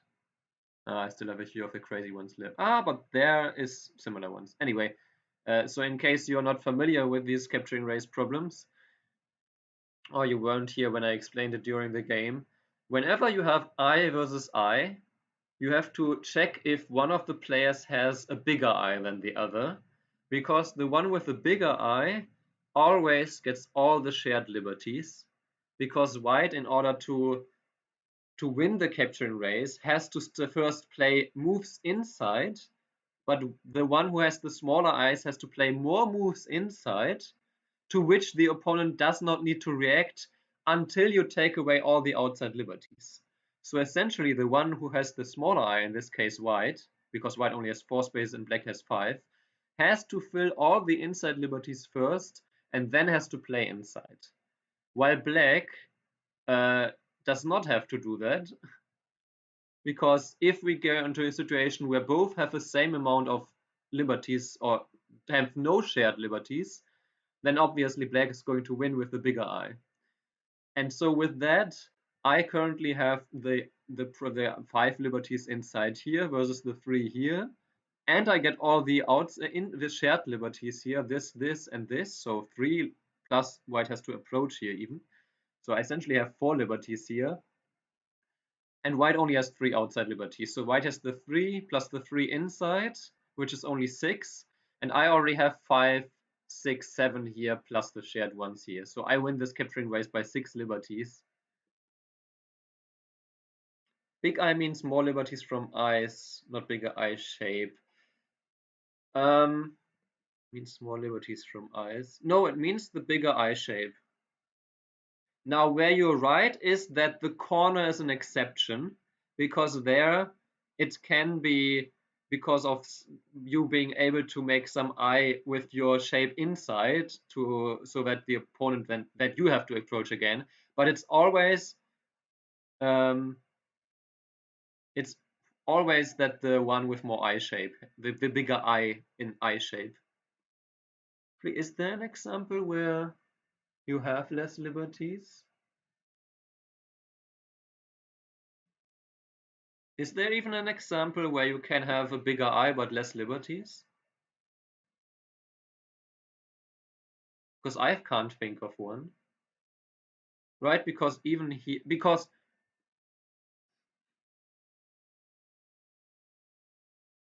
yeah, okay, if you were king of corner shapes, yeah, absolutely correct.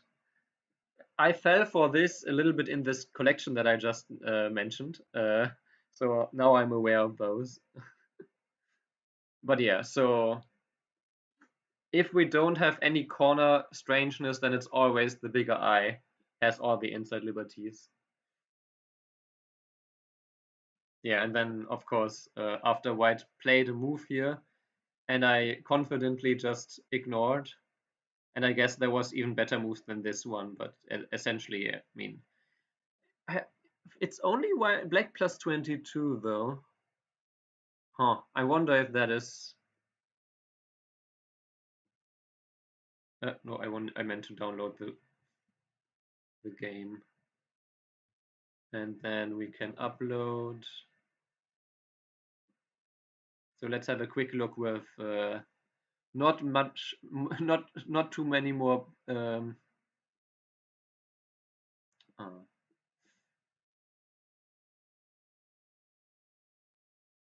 what was I saying? Not too many more playouts, but at least we can explore a few variations. And then I will transition into endgame and a little bit of semi practice. Oh, okay.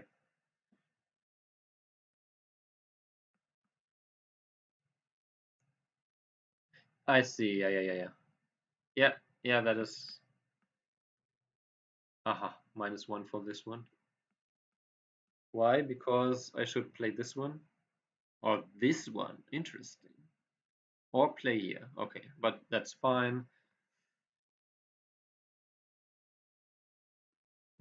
So R8 would have been big enough right now already. But okay, all of this is pretty equal.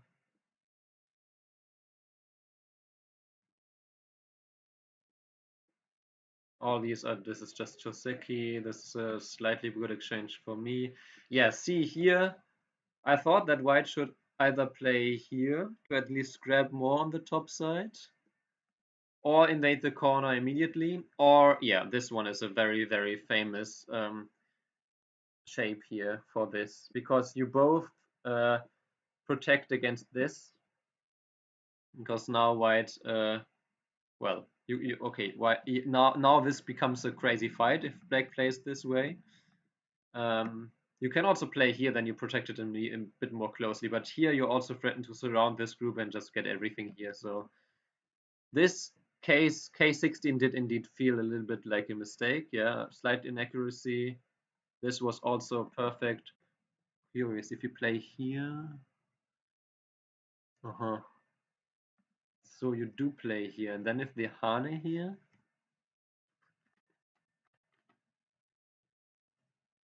Hmm. I was wondering about doing it this way.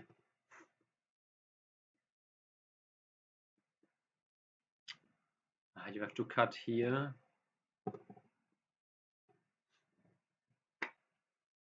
You can Atari here first, and then connect here, and white can capture. But then you can still Atari and Atari to make local life with this group, and white still has this weakness to care for too. I see. Okay, but would have been only a slight inaccuracy and that never happened in the game, then this peep and this peep were fine. Yeah, the connection is a little bit surprising. Tenuki even though, yeah. Okay, and then this was the move. If you play here, white just plays here, and then you're in some trouble, so I made the correct choice here. Yeah, this one, is this better? Oh, this is not better, huh? Okay, so, no, this one is better, okay. Right, but white should have even played more aggressively against this now, I see. And if I play here now, what about, I mean, this is brutal shape, but you have to care, you have to always think about this. So you just sacrifice like this, is that's enough? Tari here, and because now the connection is still center. Because you threaten to push and cut, so white has to connect here. And then later, anytime, or maybe also right now, you can still play these Ataris here. And then you just, then you pressed white down to the third line here.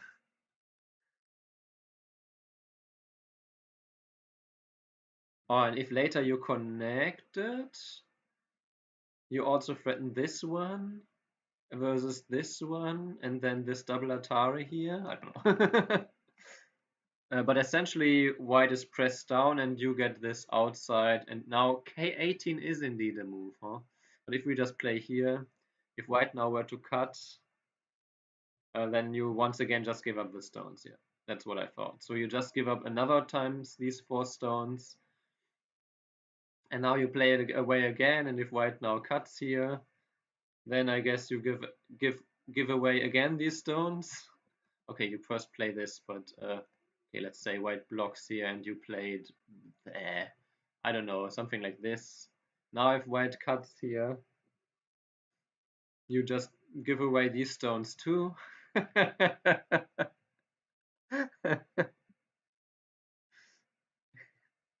There was a chess program called Fritz, which would always make the joke, eat and die. Of course, that was for chess pieces, but you could apply this here too. Like white gets all, to capture all these stones, and black just keeps getting more stones outside.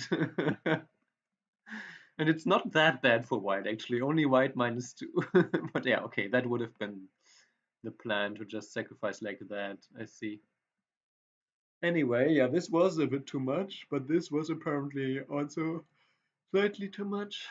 Oh, and that was my big mistake, why this fed here instead. I was thinking about that, but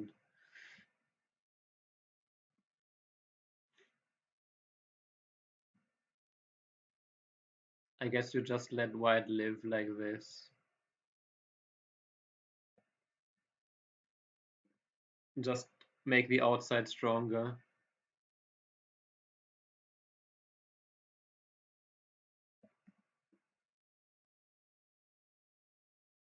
And then finally, extend down, not here. Right. Can just play here now.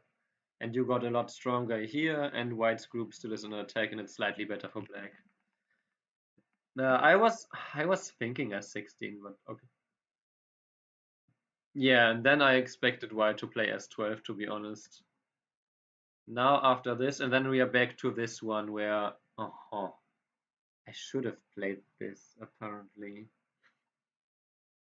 White bumps. You play here now, then you play here, then white cuts.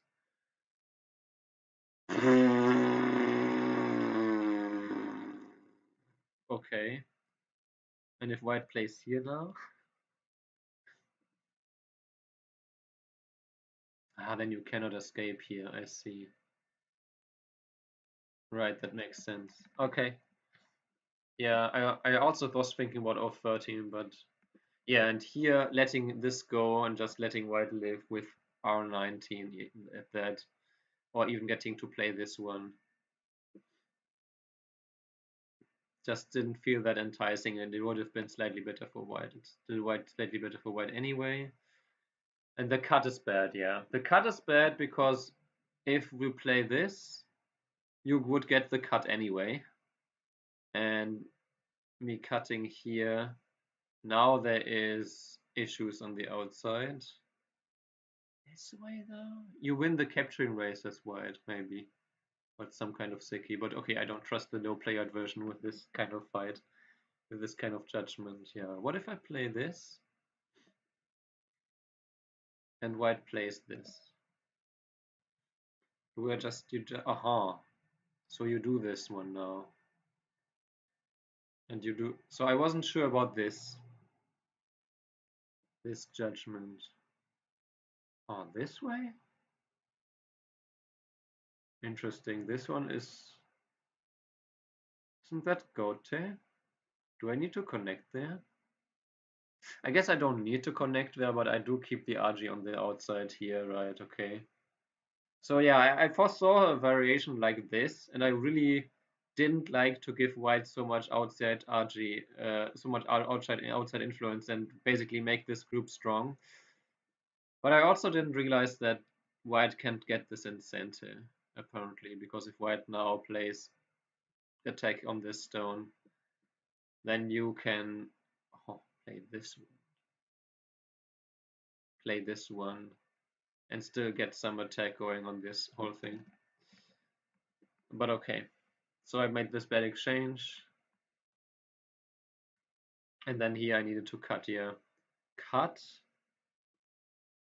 If this one, then you can play here. Or even this one. No, that just connect. Okay, here and extend. Oh,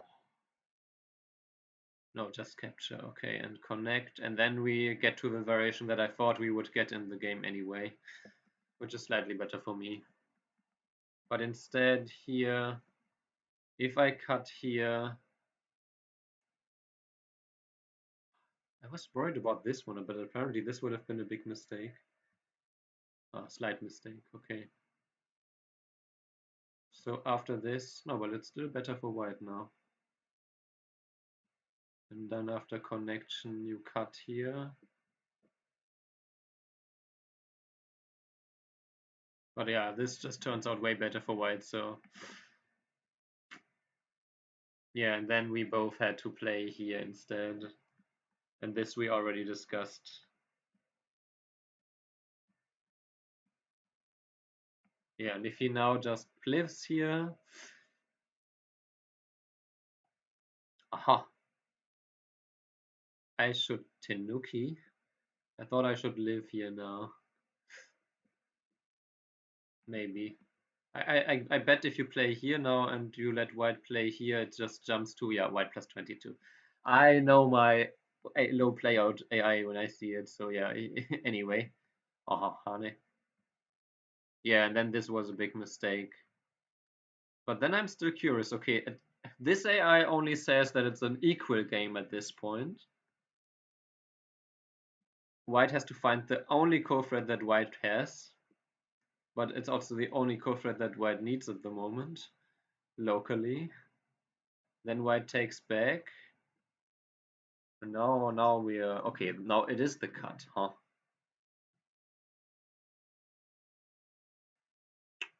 Huh? Capture. Tari. So now it suddenly claims that this is black plus 20. You just Atari here and jump. So what I was suggesting, what OGS AI said white plus 4 for. Hmm. Yeah, man, I don't know. I guess I get more eyes shape here, and it's at most a Seki or something like that. No, all of a sudden it's white plus 28. Okay, I will have to review that with my own AI. Yeah, I cut over the core, but it's the only local thread that Black has.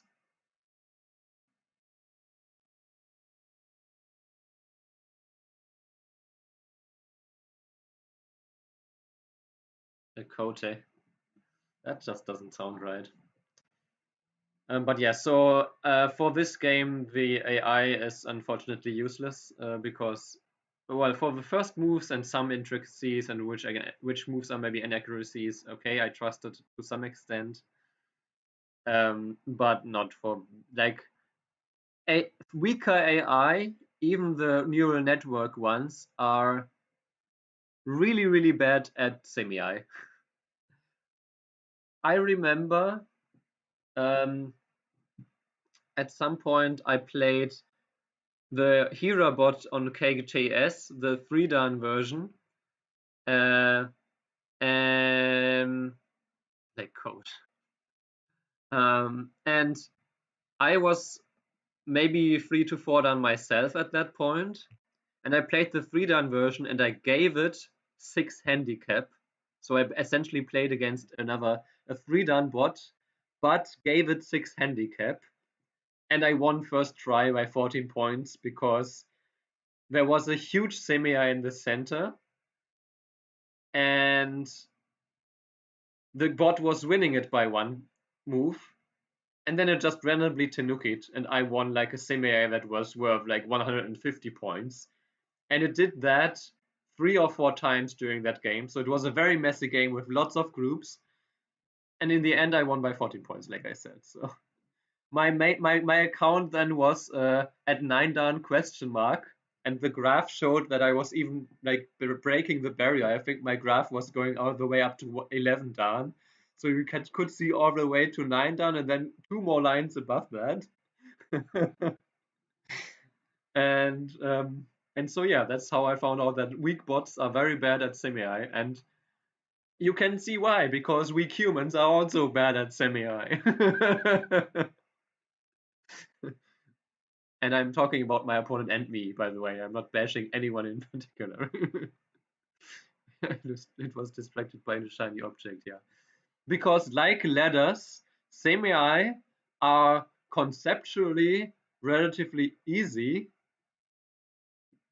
but to read it out over and over again, you have to spend a lot of moves, especially smooth transition, especially if the Tsumego um, damn it. Especially if it's Tsumego look like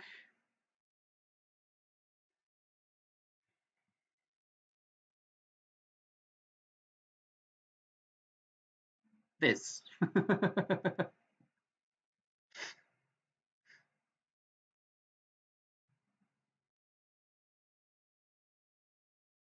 Yes, that is a fantastic proverb.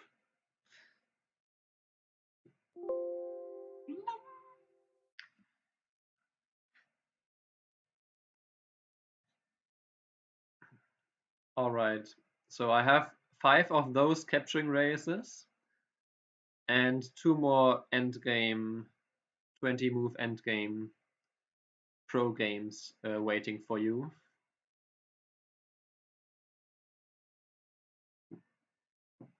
I don't think that's a proverb.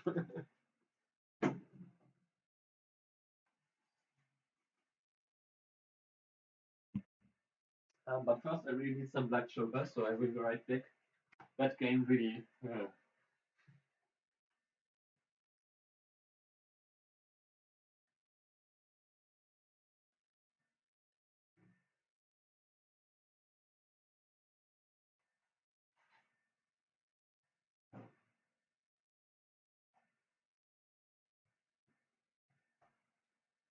I think that was the closest game against Ollie, the closest call for quite a while.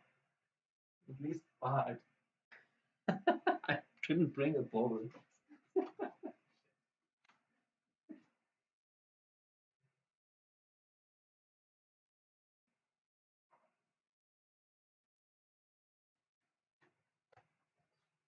So by the graph and by that game, you can see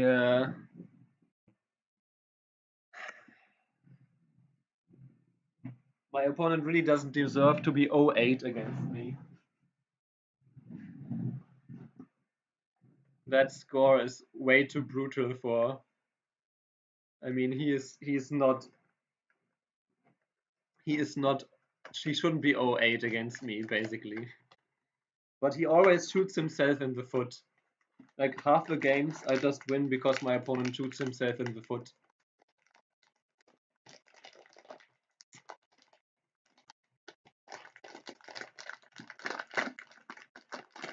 Like the game is calm. No, I'm not giving handicap.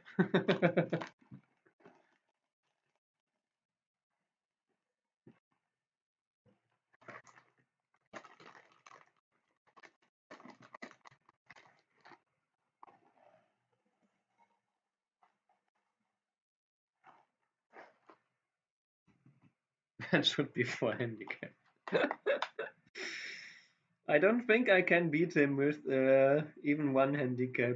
Maybe one in some games, but yeah. Like no Kobe, maybe that's possible, but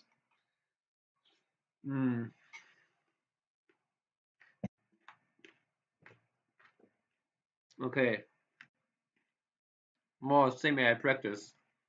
The semi in the game against this bestiality here was nothing.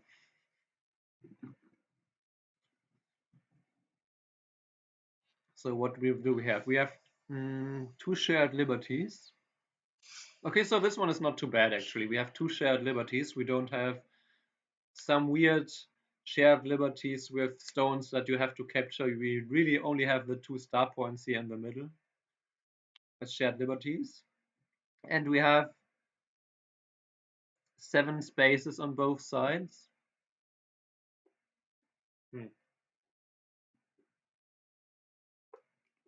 So this one is really just a counting exercise basically.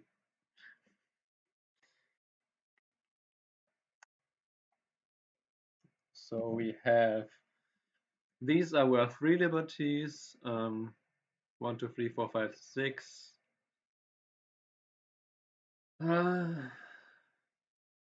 I think I'm just going to count 1 liberty here inside because white has 1 more liberty than black does, so we just count it like this. So we have, I can still add at the end, but we have 1, 2, 3, 4, 5, 6, 7. And then we have 1, 2, 3, 4, 5, 6, 7, 8, 9, 10, 11, 12, 13, 14, 15, 16, 17, 18, 19, 20, 1, 2, 3. So that's 30, 32, 32,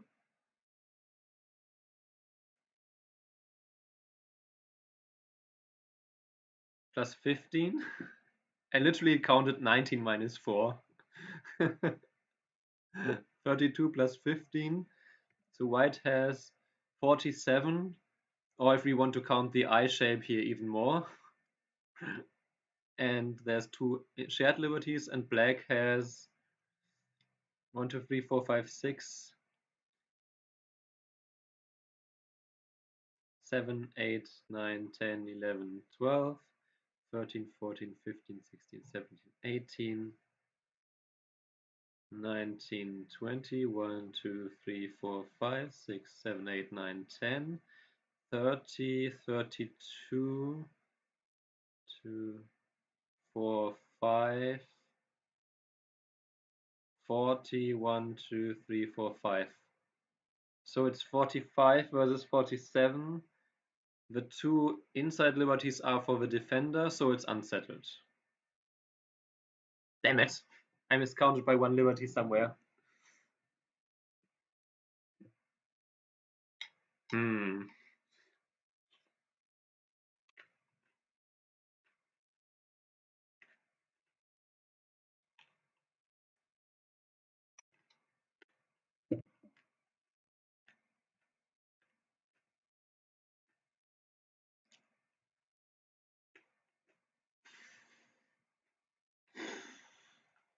The completion list in no, I really want to skip these problems, but the completion list in me says just 5 more of those, and then I can say I solved the whole collection.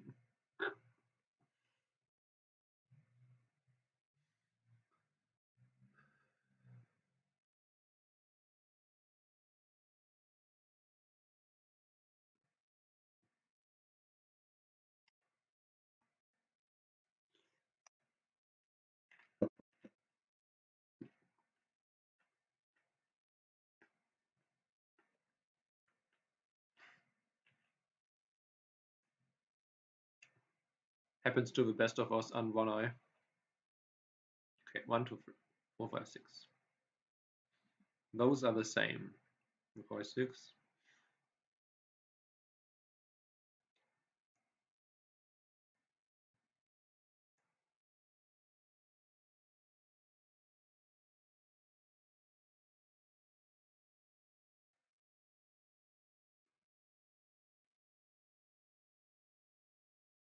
Wait, what?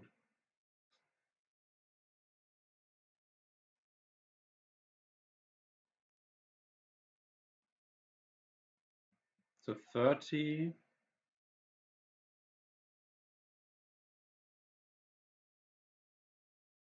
44 for black. 2 shared liberties. White has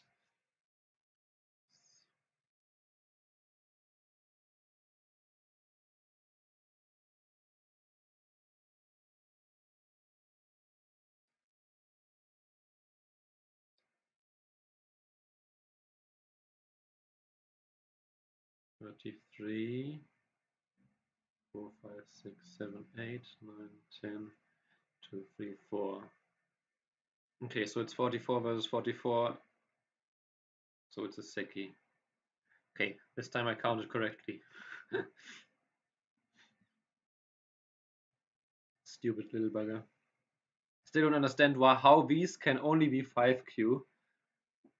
Are people just much better at me than at counting, or why is this so much lower than I expected to be? I mean, the problem itself was not hard, but to get it right was still difficult. Mm.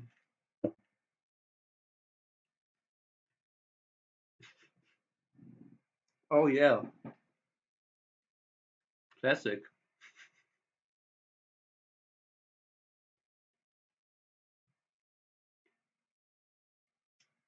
It's literally just bookkeeping at this point. Yeah, hey Atari.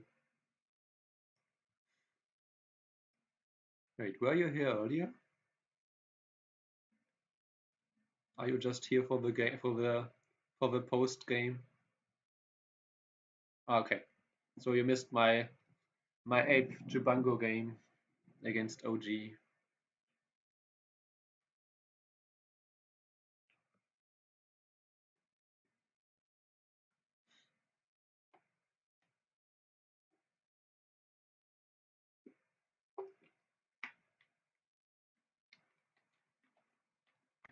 But yeah, so this one is not difficult. White has 1 liberty, 2, 3, 4, 5, 6. Hang on. This is so dumb. Wait.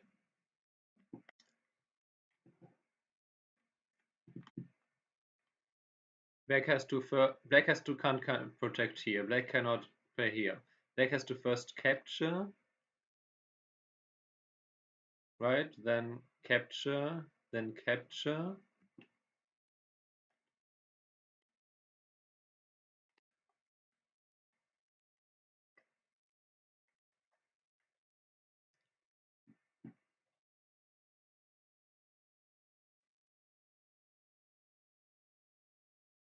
2, 1.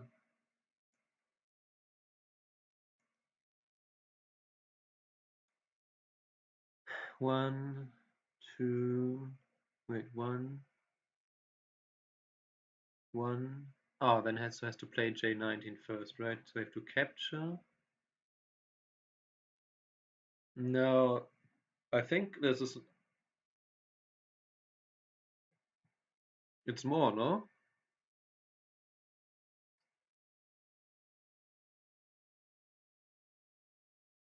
One, two, three, four, 6. No, you're right, 7. Okay. Really? It's only 7? Looks so much more that Blake has to always play all these moves. So 1, wait, 1 is only 1. 1, 2, 3, 4, 4, 5, 6. I know I only can't see what is going on. This is a center exchange basically for Black. Then Black has to connect, approach, capture, 3. Center exchange.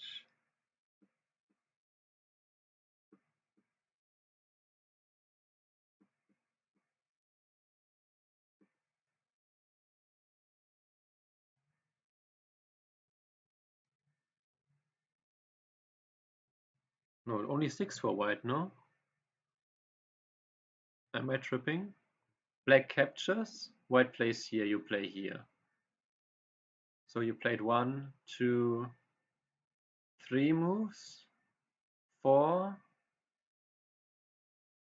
white plays here, 5, 6, 7. No, okay, yeah. 1, 2, 3, 4, 5, 6, 7. Yeah.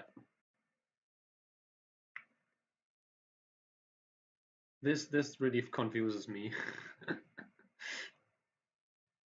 But at least it was not, I don't know, something like this, I guess. So were there comments on the last one?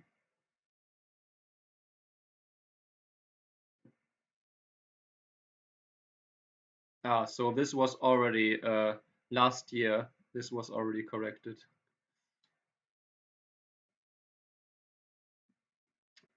Okay, so what's happening here?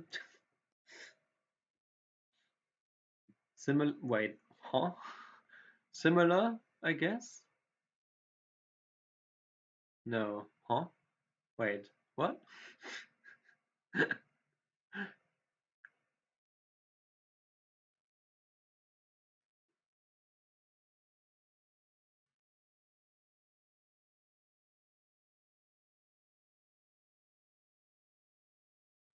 Ah, okay, no, I see now. Okay, black first has to capture here. So black has 1, 2, 3, 4, 5, 6, and white has 1, 2, 3, 4, 5. I agree. So white is dead. Yes. Okay, that wasn't too bad.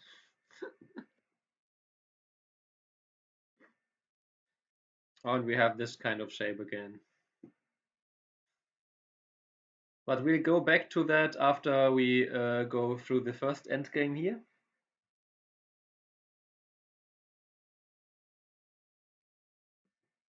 So I already pre-marked them this time.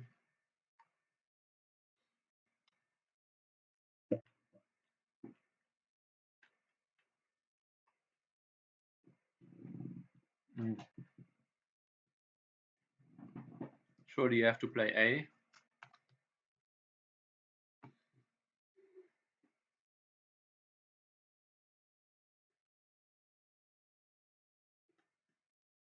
Then K. If black gets K, black creates half a point. If white plays K, white gets 1 point, so K is 1.5 points.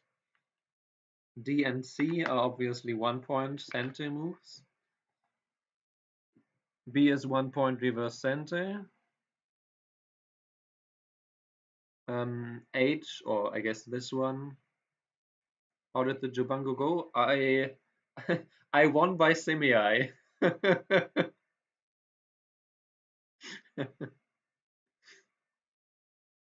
Oh, actually, I still have it open.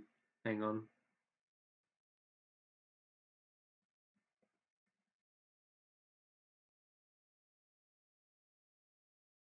Right there. No, I've been doing semi for a while now. The last couple of weeks, because I noticed that in my fast Fox games, so many of my games were decided because of bad semi. Then I also thought back about some slower games, and there I also had some really bad semi, or where I just misjudged how many liberties I have. And since I did the same with visualization when I had trouble with finding nets and stuff, and now I'm doing that with semi. So I do the Jubango Hero collection, and I also have, but yeah, this game here I won because my opponent didn't realize that it's a bigger eye versus smaller eye, so I got a little bit lucky here. But yeah, I also did create my own little semi-eye collection here.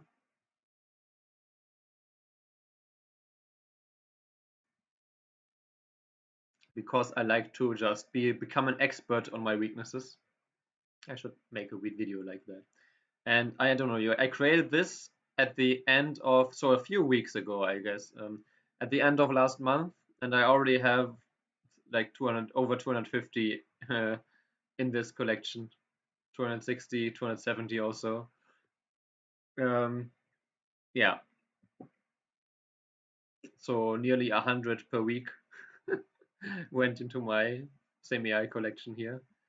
And there you can see I have all kinds of semi here that are all here. These are more the Tisuchi and sometimes counting liberties, but like Tisuchi to gain a liberty or to reduce a liberty, all these kind of problems. Be it like they become a co or not. And this collection, this particular collection, is really just about, it's not about finding Tisuchi. It's about, there is maybe already Tisuchi's played so that there is a liberty gain, but you're not supposed to find Tisuchi. It's purely about knowing which side wins in a already prerequisite kind of deal. So yeah, anyway.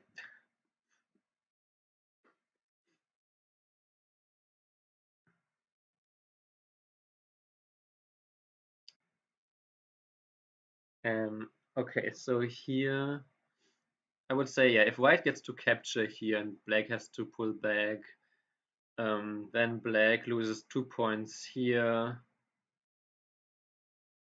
and white captures a stone here.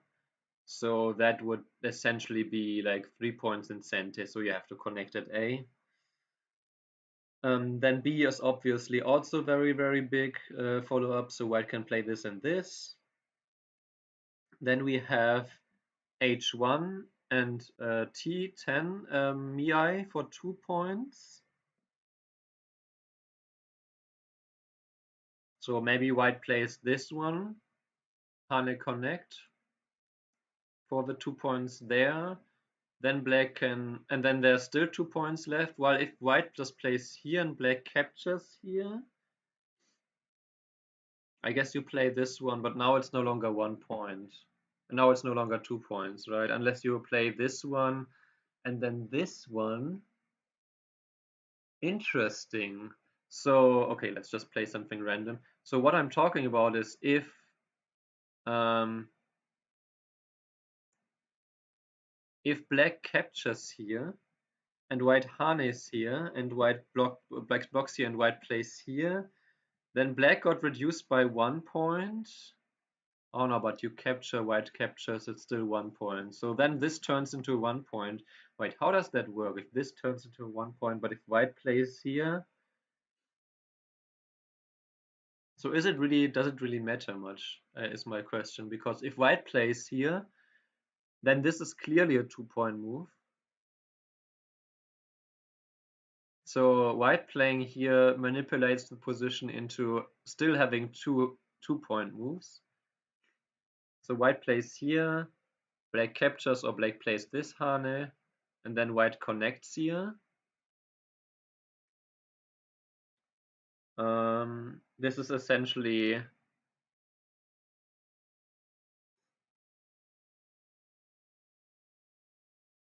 white would play J, right? If you play I, no, you can play either way, because if you push in here and push in here, if you push in here, not only does black lose this point, so this one reduces this point, but if you push in next, you lose this point and this point. While if black keeps an eye here, so basically white can play this and this in center, threatening 2-point follow-up. And so we can expect white played this, white plays this. White Hane connects, or white maybe pushes in here and pushes in here. Maybe pushes in like this. Maybe also we can just leave it as a 1-point reverse center. Yeah, so okay. So white does this, white does this. White plays this and connect, black plays Hane and connect, white connects. Well, white connects. Then black can play here, or black can play here and here. Oh, hey, Stevie. Then black plays this point. Then white gets to play here and here in center. And then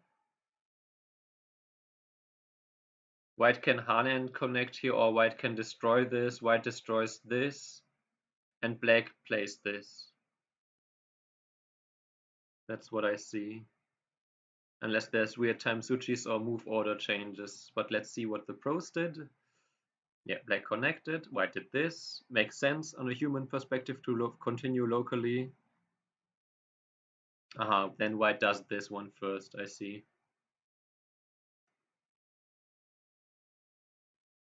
I mean, the follow-up is still a 2-point move, I suppose. But I don't know if you really need to play there right now. Let's see, at the moment here it says black plus half. And if you play, I don't know, this instead now.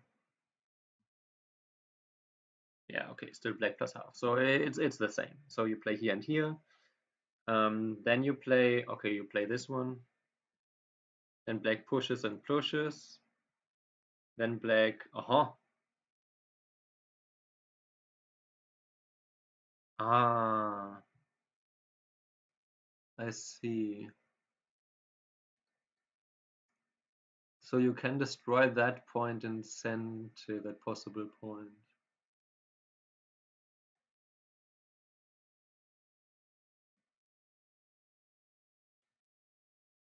And then black plays here because T13 and T11 are basically Mii. Okay. Okay, so N14 works for black.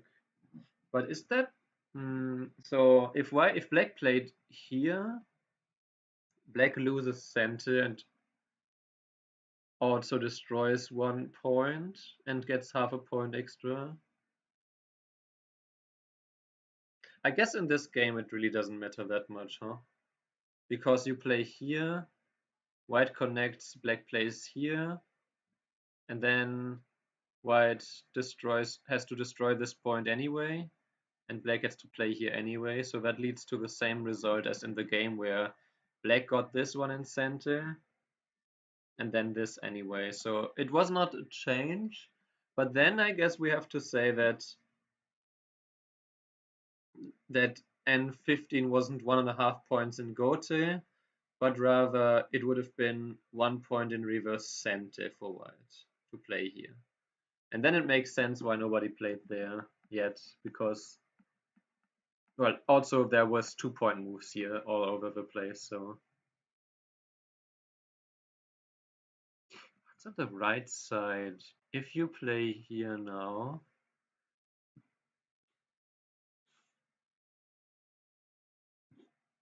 you capture 1 point as black.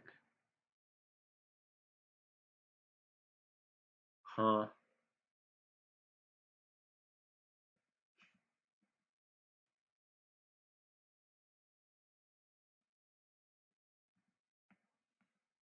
You capture 1 point as black.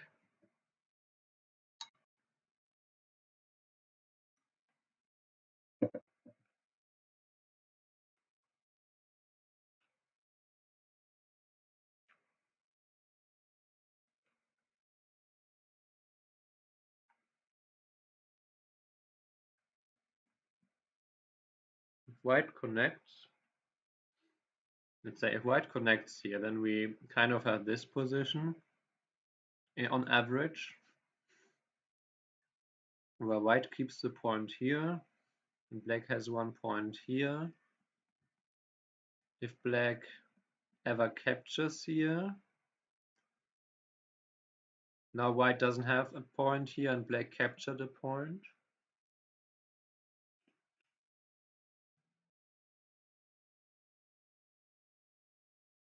But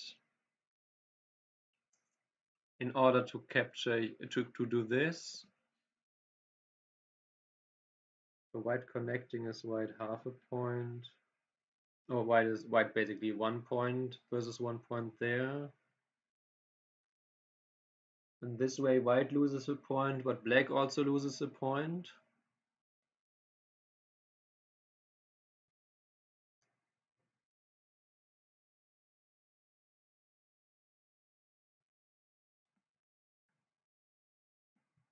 So both lose a point, but black captured a stone, and with the two cows,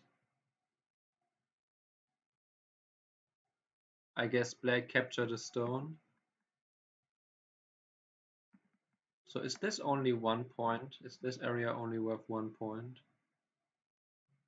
Because whenever white plays the Hane and connect, black just captures. I guess this is only, a move here is really only worth 1 point, huh?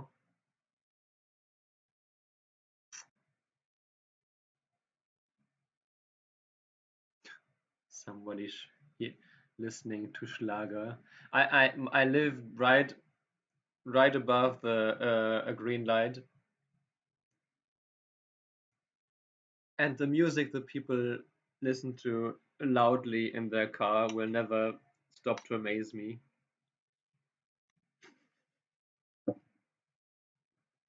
Hmm.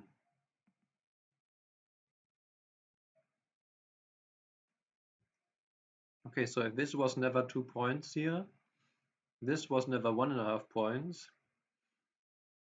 then essentially we only left with a 2-point move here or 2-point move here. So white played this, threatening a 2-point follow-up. Actually more, right? Because if black doesn't react here, you get to play here, you destroy this point.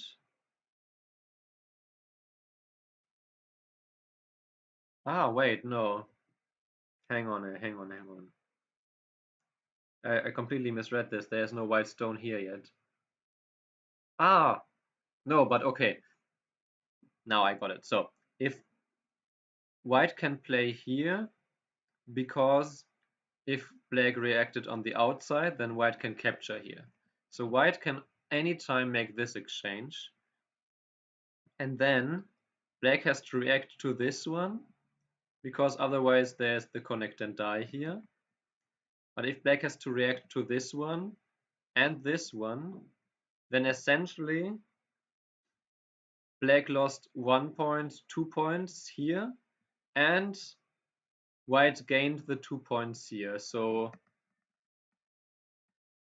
this one, if we say that black has to react, or if black wants to at some point push here, now already black has to react.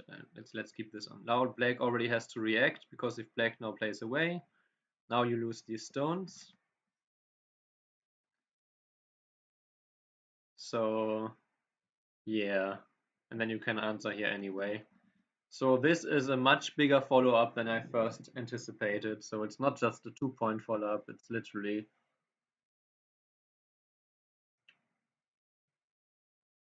like more like a 4-point follow-up. And then obviously white takes the 2-point move here. So white plays this, this. Then black gets the forcing moves here, all these forcing moves. And then this is the last point left because the right side is basically just Miai. So you could also say that the right side here, if white plays here, black plays here, and if white plays here, black plays here. So the right side is not even worth anything. Mm.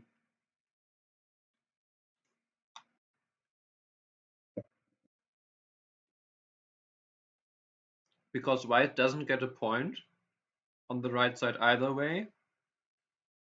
And black either loses the point at t9 or gains, or doesn't get to capture the stone.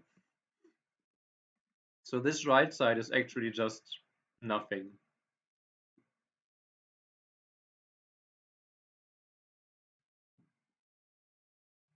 And that simplifies the endgame quite a bit because you can just say if all there is a bunch of white forcing move and a 2-point move, and then a bunch of black forcing moves, and then like this last preventing of the ko, so possibly 1 point. That's basically it. So we had forcing move, forcing move, forcing move, forcing move, 2-point move, 1-point forcing move, 1-point forcing move, 1-point forcing move,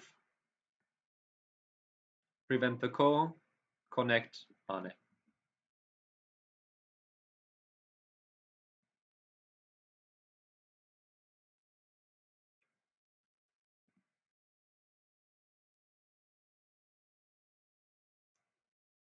And apparently in this game, at least the OGS AI seems to think that this the last 40 moves are a little bit meh. Let's have a quick look. Okay, so white plays this, threatening h2. In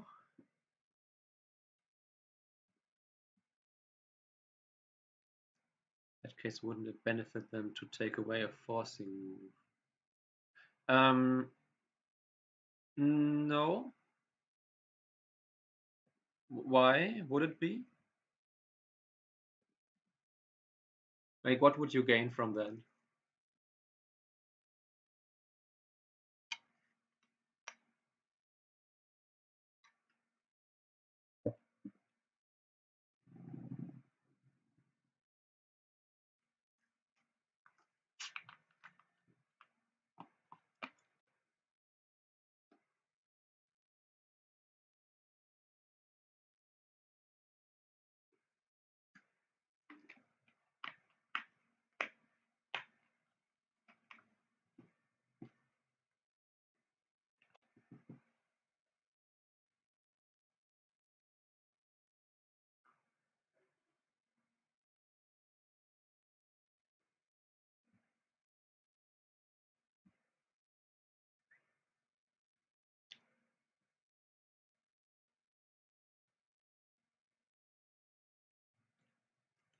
Yeah, but you don't get the 2-point move.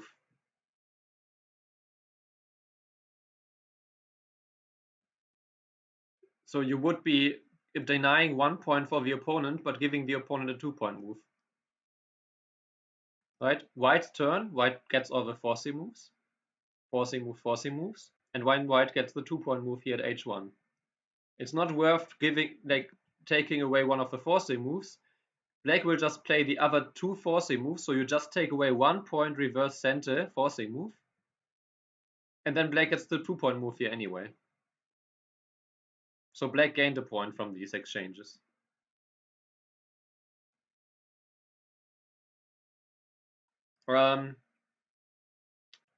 If white cannot win the ko, that is. But basically white has to fight a ko and win the ko to get the same result that white gets anyway. Yeah, I mean, when you spend go to somewhere, you sure should get something. Yeah, if h1 was worth nothing, then yeah, sure.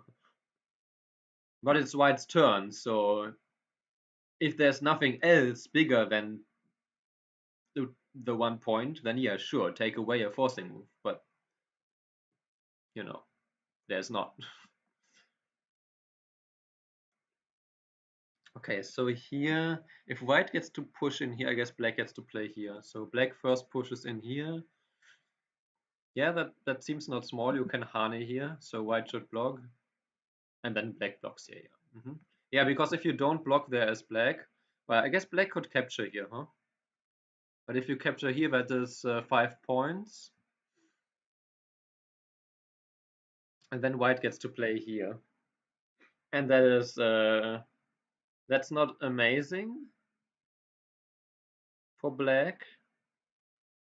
Now, if black plays here, white can play at throw in an Atari. Maybe not. Maybe you just you just play here, and then if black blocks, you can throw in here, and then if capture, you can Atari and capture 3 stones like this, even in center somewhat, because you threaten to fight a co for a lot more, and then even the life and death of this group. So if black now had to play, let's say here, yeah, here, then white even gets to push in here one more time. And here white gets to play this one in center, I guess, so it's similar. So like this, white just gained these points, and black is reduced to these 5 or so. And if black now plays here, later either white only gets like a maximum of 3 points here, and black for sure kept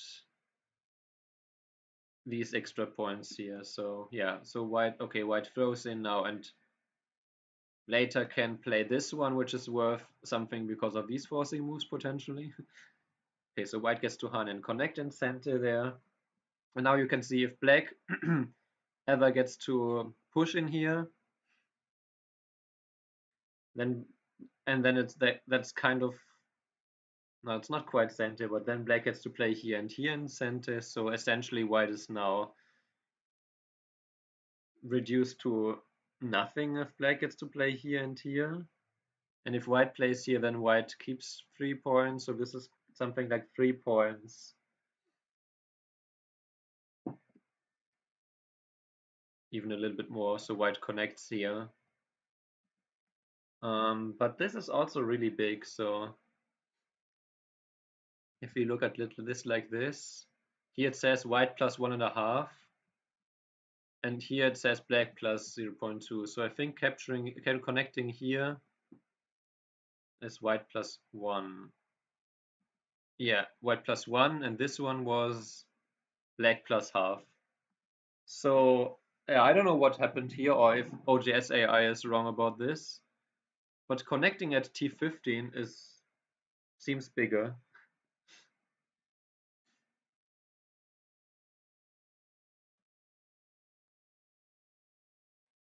Yeah, then black plays a center move here, and then captures here.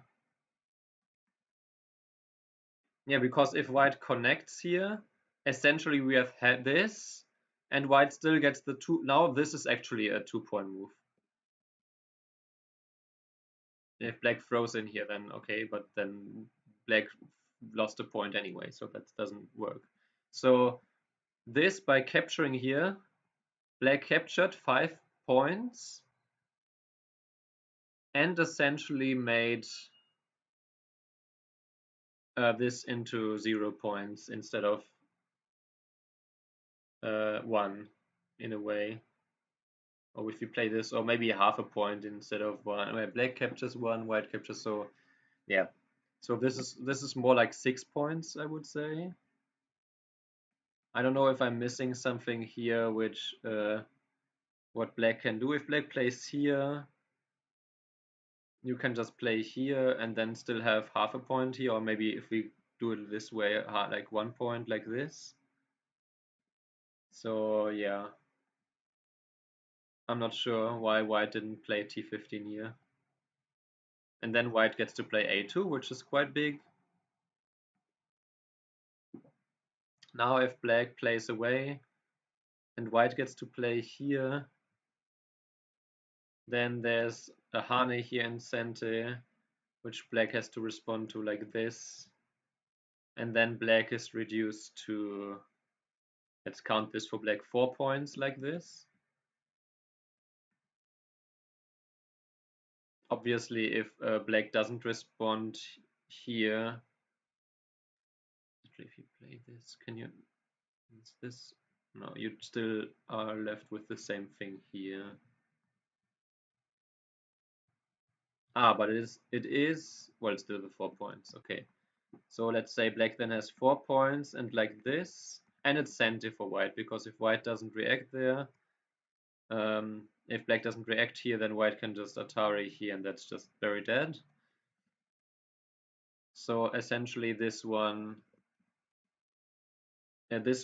here, now black has 1, 2, 3, 4, 1, 2, 3, 4, 5, 6, 3 points more. So a2 is a 3-point move follow up with like a 3-point center move here. So g4 is 4 points in reverse center, then white gets to Atari here, which is just worth the 1 point, but also it makes this more forcing because of this cut here. Then white pushes in, and white plays the Atari. So taking this with a grain of salt, because white shouldn't have protected here. Black pushes in, black plays here. White played the throw in here, and then Hane and connect here. Right, if black doesn't react here, you can cut here and play this one. And if black just escapes here, you can just play here and capture. If black plays here, you can capture these two. And if you try to be cute with this move, white will not connect, white will just cut here anyway. And then if you capture, you Atari and capture here. Which would be a slight disaster, I would claim. So yeah, this is center, 2-point center for white.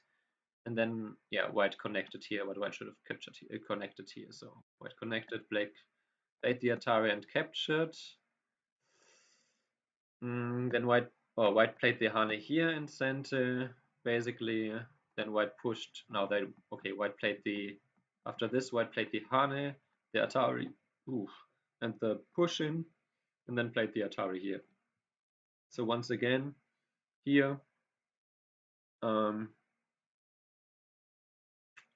black pushed once, played here, white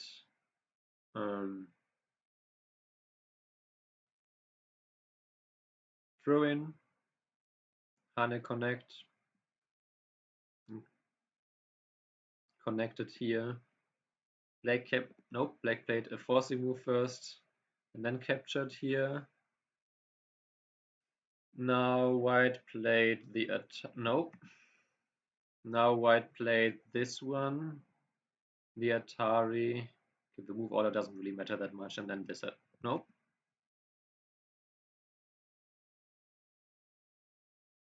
This push in, and now this Atari. Okay, let's go one more time. Here, black pushed in, then decided to protect here. White throw in, Hane connect, and connect. Black Atari'd and then captured. White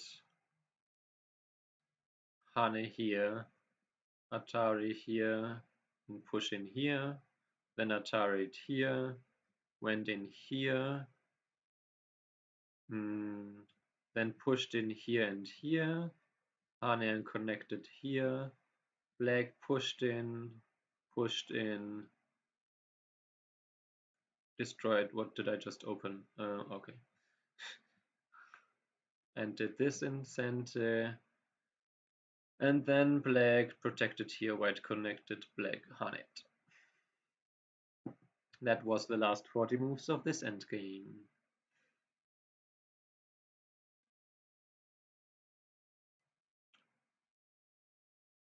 Yeah, so going back here, I would say I didn't get this fully correct because I missed a few details, but my the most miss is basically that something on the right side is really just me. It really doesn't matter who plays here first, because black is always going to get a point there, either at T9 or T13 or T14. Mm.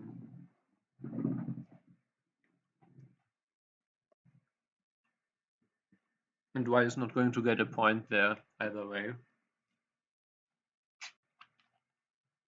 So that was my biggest miss in this game, I would say. Then actually mark this really quick. So this was a miss. This was a miss, that this is actually just center for black to destroy this eye. And then I would say a minimal miss, but a miss nonetheless, is to realize just how forcing this move here is. That this is not just 2 points, but it's actually worth more like 4 points. You know, so there was really just the 1 2-point move here, and then a bunch of forcing moves. Like black had 3 forcing moves here, white has 1 2 3 4 forcing moves here. This was Miai. So really the only thing left was the 2-point move for white and the 1 point or 2/3 point move for black. That's it. The rest was just forcing moves. Which, if I put it this way, it sounds very easy, but you know, you have to calculate everything to sure that nothing missed is missed. Yeah. Okay, let's finally finish this collection here. 2 more problems. Lots of fours. What do... okay. Here it's the same as before, just a little bit different. I know, beautifully put. Okay, so black has 5 liberties with this string of stones. If black ever wants to approach here, black has to capture here. There's no under the stones there, so black captures 1, 2, 3, 4, 5. With black's turn, black captures, Atari's captures, Atari's captures, so it's unsettled. Yes. So this one is easier than this one. So going back here, because in this one there's all these under the stones that white can play, while in this one it literally is just capture, Atari capture, Atari capture. So it's a lot easier. A16 is not necessary.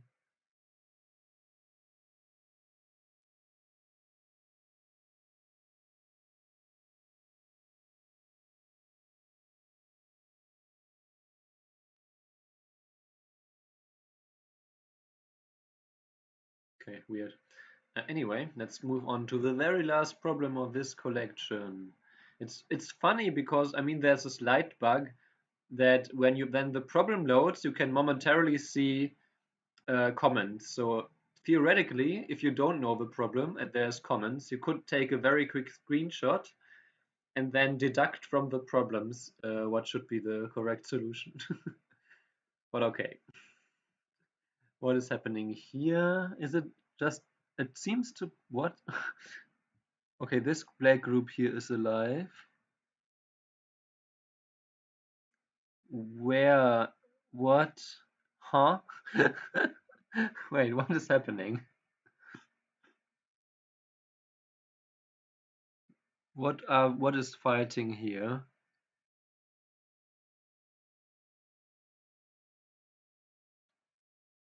Huh?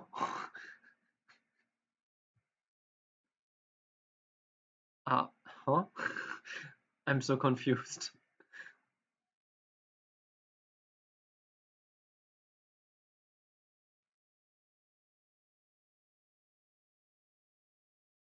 Ah, okay. So this white group is fighting against this club.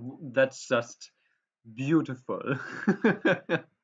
What a clump of scones. Scones, yes, scones too. Really looks like a clump of scones for black. So this group here, so white is the one who has to Atari, and we have a ring around the Goban. So dumb.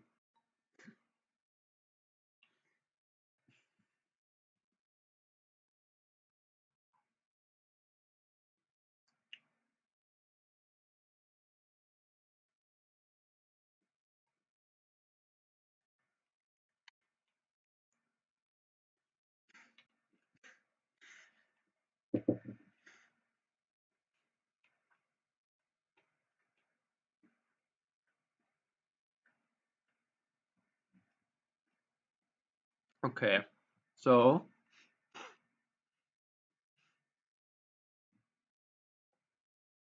white, there's no shared liberties, so we only have to count. Let's count white first to have a frame of reference. Yeah, 4, 5, 6, 7, 8, 9, 10, 11, 12, 13, 14, 15. So white has 15 liberties. Black has, white has to play Atari, capture, Atari, Atari, capture, Atari, capture, Atari, capture. There's no weird under the stones there, as far as I can tell. Atari, capture, Atari, capture, Atari, capture, Atari.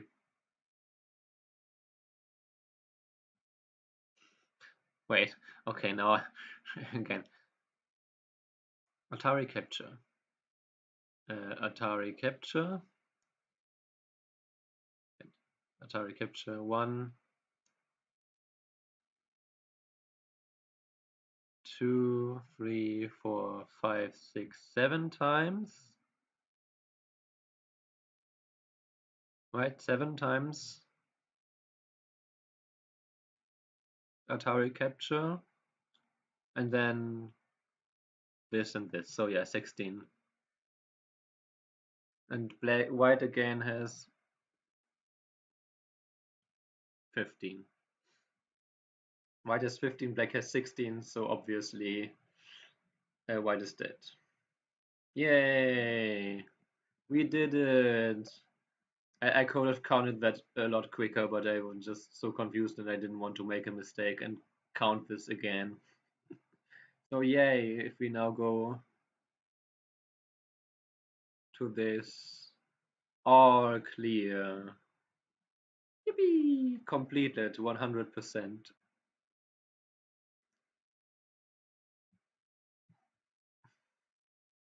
So now we go back to the start, of course.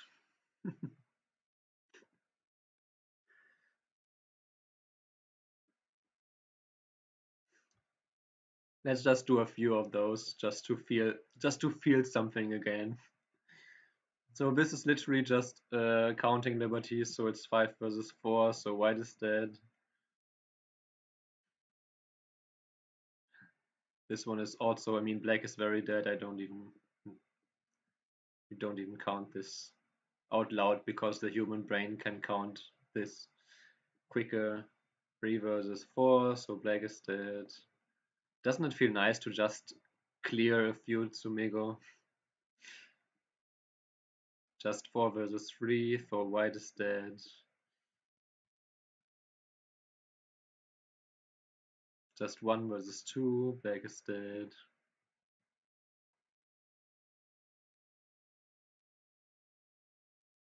Just 3 versus 2, black is dead. Just feels nice, you know. Just 1 versus 3, black is dead. What, black has 2? Oh, 2 versus 3 here, okay. Nobody saw that. 4 versus 5, so white is dead. There's no witnesses. 3 versus 4, so black is dead.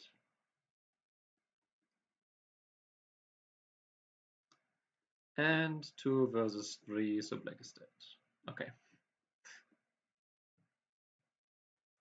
And now that was just no shared liberties, nothing to think about, so I just did them really quickly, so at least next time the problems are not double-digit Q's level.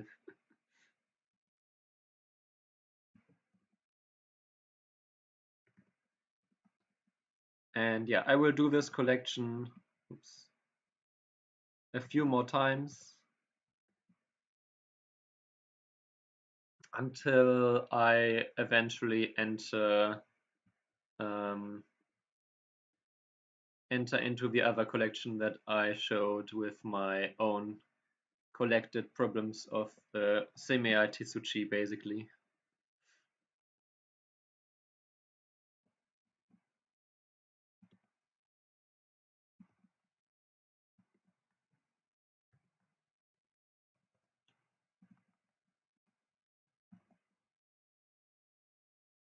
That being said, let's go to the second endgame. I also pre-marked this, but I'm also not sure about these markings yet.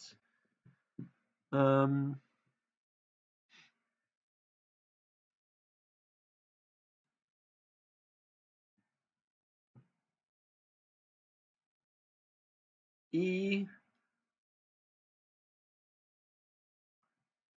is basically a 1-point gote move.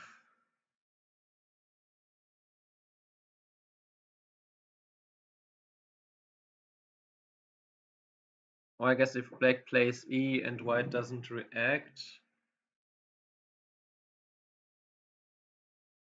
or white reacts and then black doesn't react, you can Atari.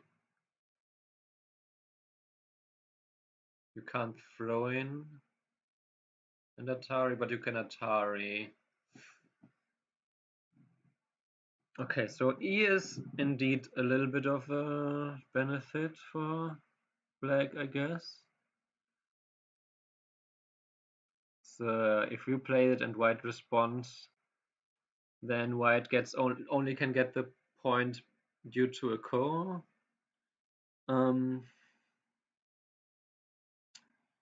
D is basically just a 1-point center move. C, however, if white gets to play there, white keeps a point, but also threatens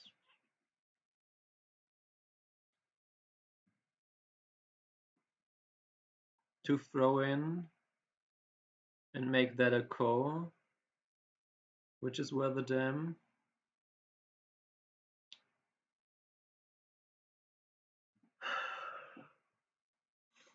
A is worth 1 point in reverse centered if G. We should say that this is always black center, so if we play this one, we do threaten to. No, white can just connect. This is always a point. But if white plays here, then black can just play here. And then this one is center. Yeah, it seems like if white plays here and black plays here and white connects, and black pushes in here, Then black also gets to push in here and destroy this point.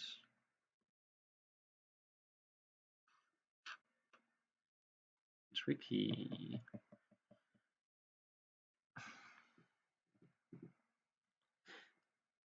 Because if white gets to... So the problem with this whole thing is that all of these moves, every single one of those in this area, depend on each other. Because capturing here for black would make the liberty problem here go away, which means white doesn't easily get this. Also, white doesn't get this one.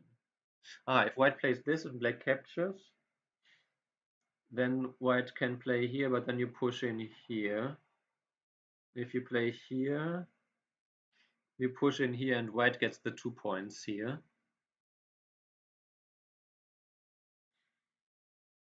But if white can play this one and then this one in center, white can also play this one and get a few points here. So I guess you cannot really get the points anyway, all of them. So C is, I guess, mostly reverse center. If black plays here, black still owes a move inside, but black in this general area would get 1, 2, 3, 4, 5 points. Well, if white gets to push in here, white gets to do so in center.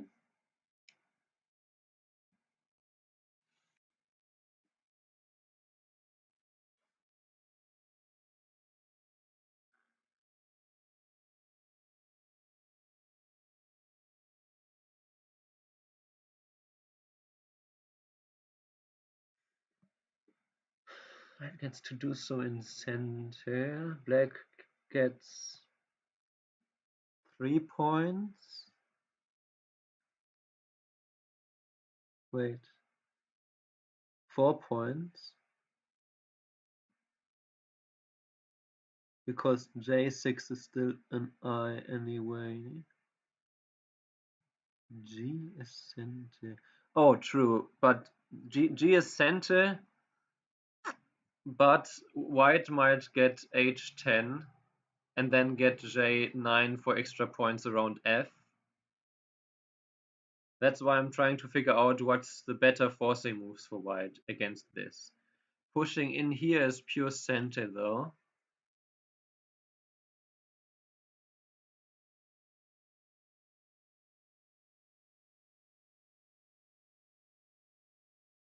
But I guess if white plays here, and then here, and then here, white would get 3 points here.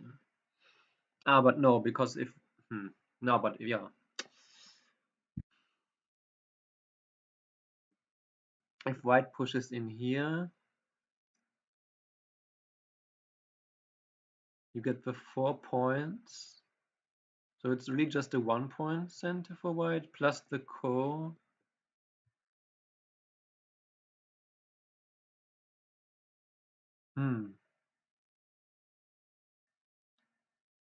So it would seem that B is only worth...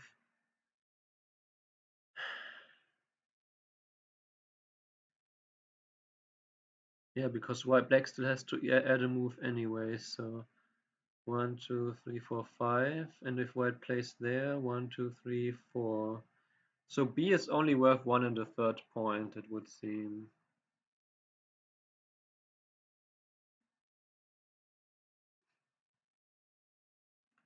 Then I could see black playing G.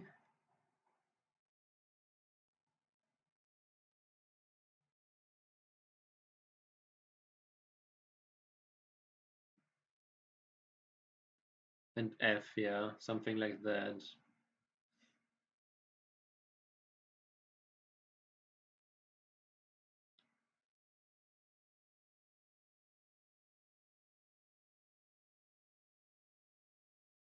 G, white blocks at H11, then you play F.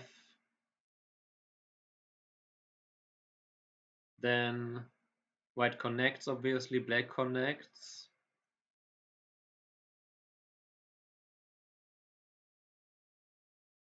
White then plays B and C and A.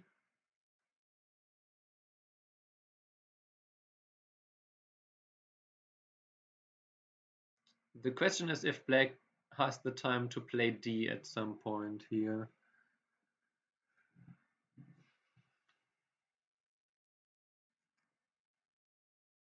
Because otherwise white gets the chance to play there. So I guess white could play, yeah, white could play this.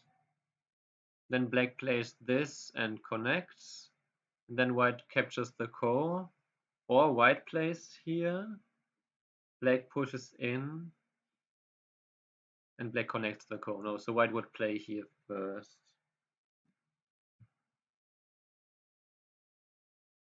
If black pushes in, black threatens to separate.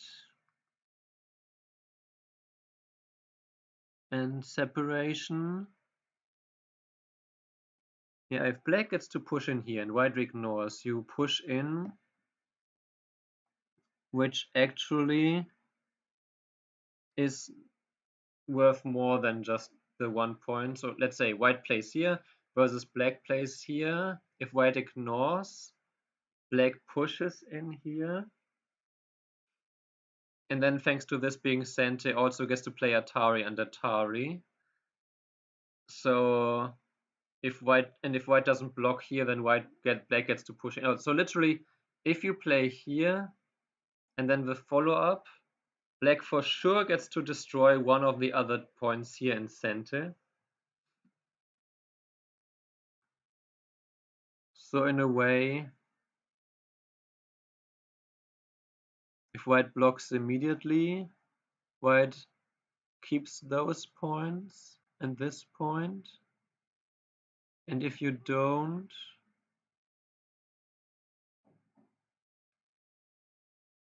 wait, there's also the problem for white. Oh, not the problem, but there after G, there's also still G11 as a follow-up, which is also worth a point. Okay.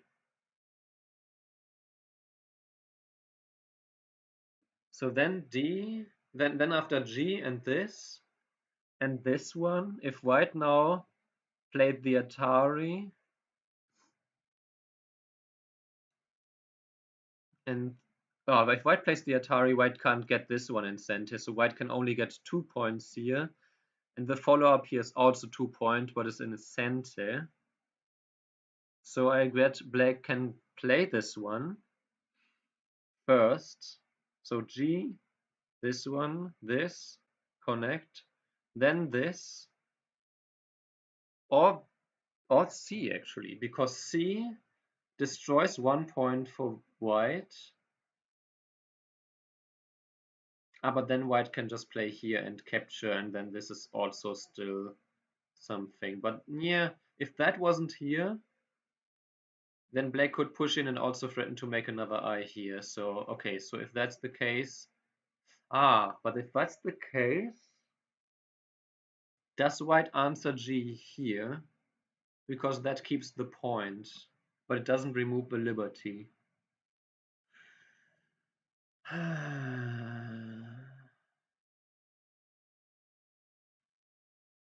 Also, did I play A for either side already? This one is tricky.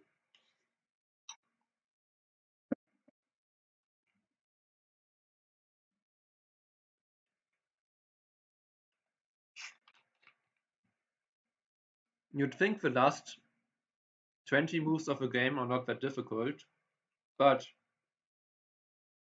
because literally 90% of the remaining endgame is all connected with this weird weaknesses here.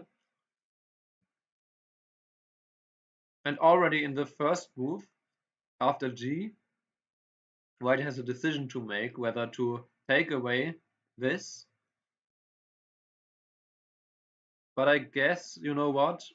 You play here, because if white ever plays here, yes, black gets to push in once, but then black gets to still play here, and white still keeps the point here anyway. While if you play this one, you rely on this one, and if black plays here, then you don't keep the points here anyway. So G, I think white plays here. D, white blocks.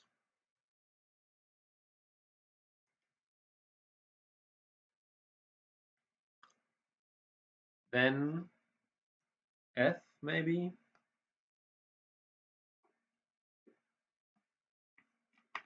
Maybe not F. Maybe just, in that case, just B. White can get this. Black can get this. White can push in and play this. And black can connect here. Let's see. Ah, so black pushes in here first, yeah. And then plays the Atari here. Okay. See, impossible to predict. So white just ignores and then connects.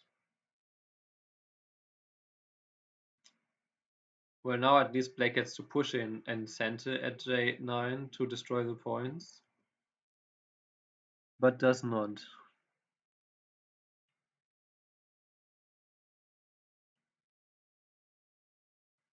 Okay, black takes the reverse center here, white takes this one in center, then takes it this way, also taking away a liberty. It doesn't. No, I see. This one is better than N19 because you do force black to fight a ko if you want to reduce this point. N19 black can just play N18. Okay, so black now pushes in. That's still an I. Okay, yeah. So now, okay, black pushes in here. I guess because it really doesn't make a difference. If you play here now and here, then white can make this I. So black has to first steal this I. Then white plays this in center, just making okay. So white can just make this point in center anyway, and then white plays here, which black can play here. White captures once.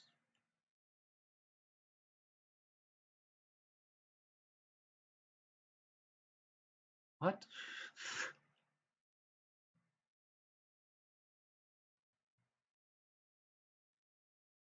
Oh, because no matter how white plays this, you can just push and push. You can push and push. So this one already destroys the points here. That makes sense. Okay, so white takes one ko, black connects this, white plays. Yeah, I mean, so completely not what I did for this endgame instead. Absolutely not. Absolutely not the same.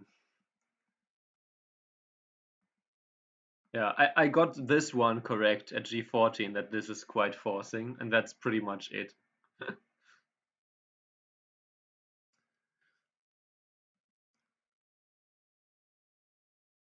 I mean, okay, I understand this one because if white did now connect, then black can play here, and black keeps 6 points here, like this. No, wait, you still have to capture. What? I don't understand the meaning of this Atari. I don't get it. What is that good for?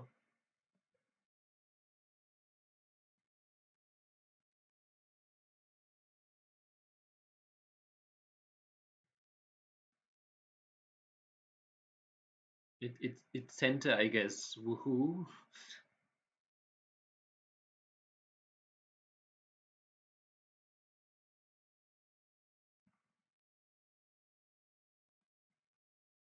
Black took a center move. Then what black took the center and white took the center and white connected. When playing here,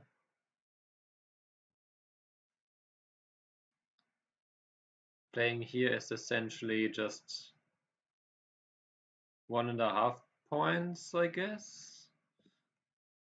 And this is 1 point in reverse center. This is 1 point in center. Then white takes this 1 point in center here. And black takes away this 1 point. If white instead had played here and black plays here, and white blocks, then black could have taken away this point here, I suppose. And then we have the same result. So this is just Miai. Now there's this 1 point here to destroy, or this one to get here. And then white makes an exchange here for whatever reason. Maybe times Suchi. And then white captures, black connects, white connects. So okay, so push in here, Atari here, capture, connect, reverse center.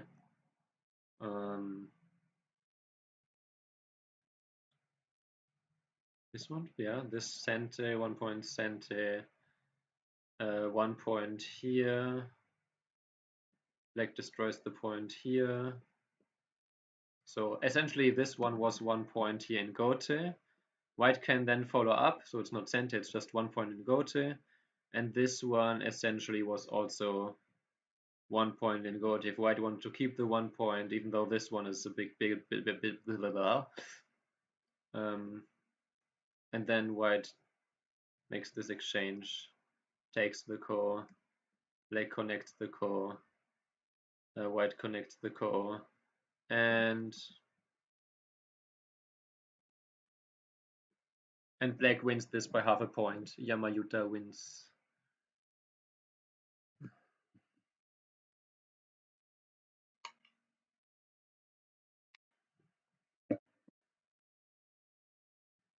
Okay, what happened before? Okay. White takes this point and this stone in center.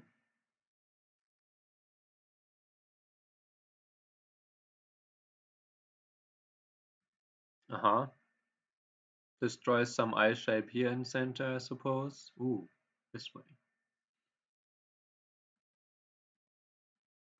So the white gains the point at K14 in center this way.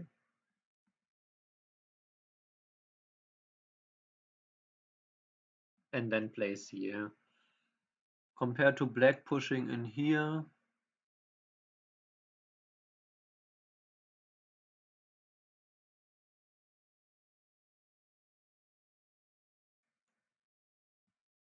Also threatening to make more points here.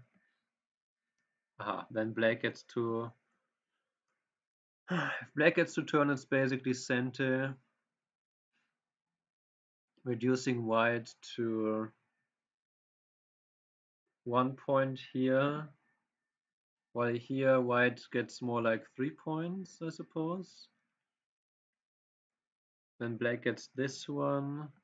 Wait, if white push cut here, there's nothing there, right? So this one is just has the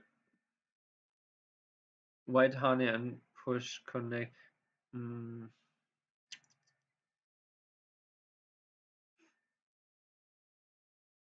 Not sure about this one. Okay, that one was pure center by white. If you capture here, black can threaten to capture again. So this one is more like a 2 point something. So just center at this point here. Okay, then black threatens to capture there in center, so white connects. Just making sure that white, I guess, if white plays here, you can push in here first and then play here. So not sure. Maybe just time Suchi. It's not really a point. And then black takes the ko here, which white has no reason not to. Okay, so black gets to capture the ko first. Maybe just removing ko. Anyway. Yeah, and then black extends here, which if white got to play here, white keeps these 2 points and maybe even another point here, depending. So this one is more than 2 points, maybe 3 points even. White gets to push in center and turns. Ah, wait. Oh, no. Is it center? If white doesn't protect there.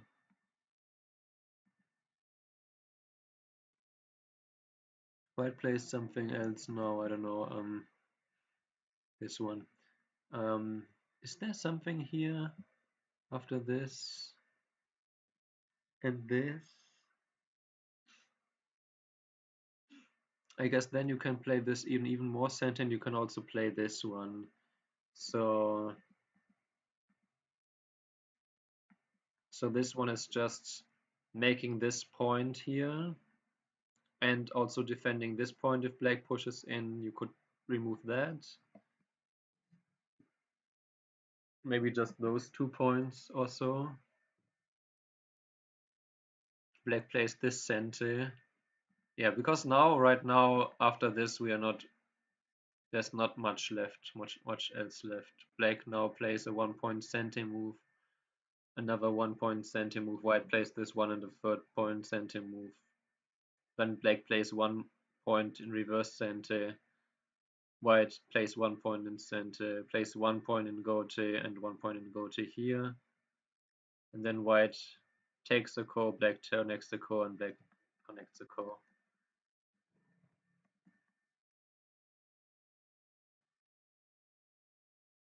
So yeah, at this point black has to connect, then white gets to force here a couple of times, then protects here.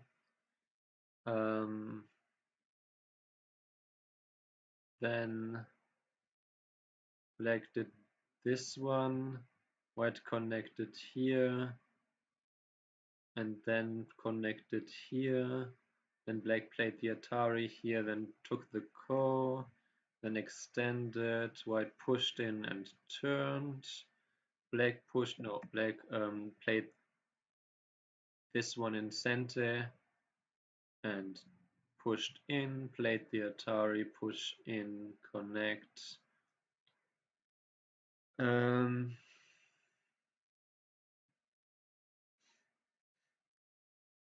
Played the 1 point reverse center. White played the 1 point center here, then got a 1 point go to here, and then captured, no, then exchanged this and then captured the core, and black connected and white connected the core. So one last time, white protected, black just connects, white takes the point here in center and then protects this area. Black no, black played this one. Oh no, white first Atari like this, then Atari here, then capture here, then push in here, then push in and here. Then black got this one in center, pushed in Atari here, and connect.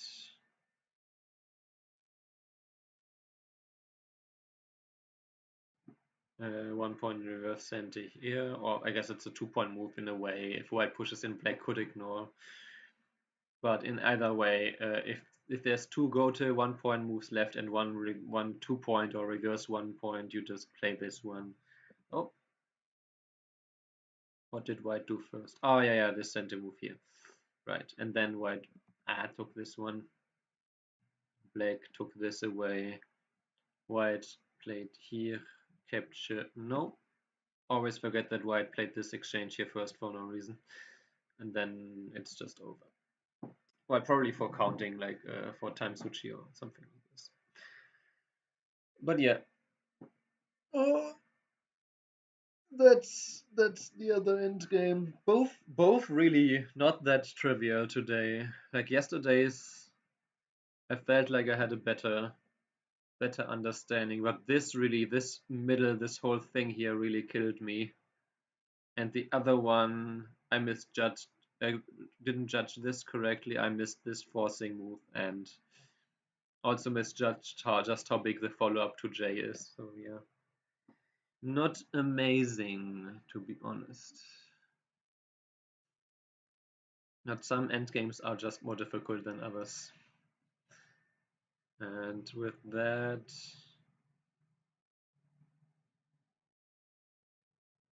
I guess one last thing.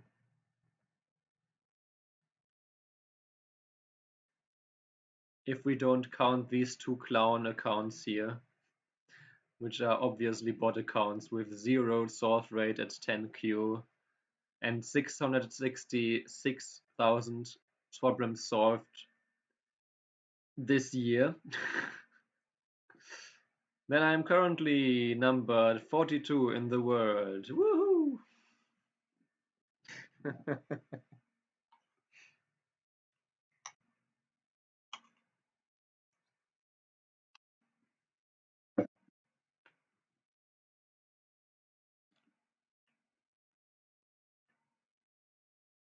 Just your normal day in the life of a Tsumego nerd.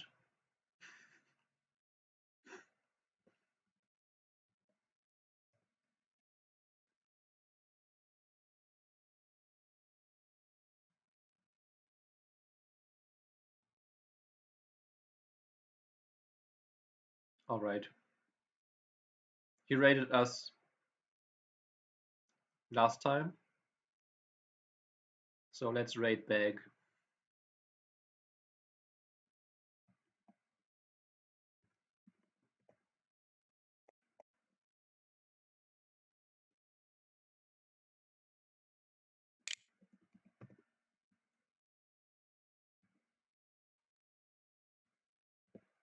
Oops, rate. Triton.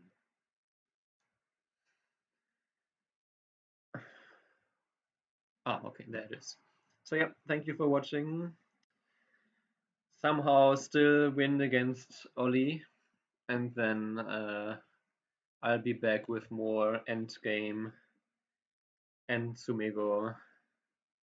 And if I'm not completely hungover on Sunday, another Fox game uh, later this week. So see you then. Bye bye.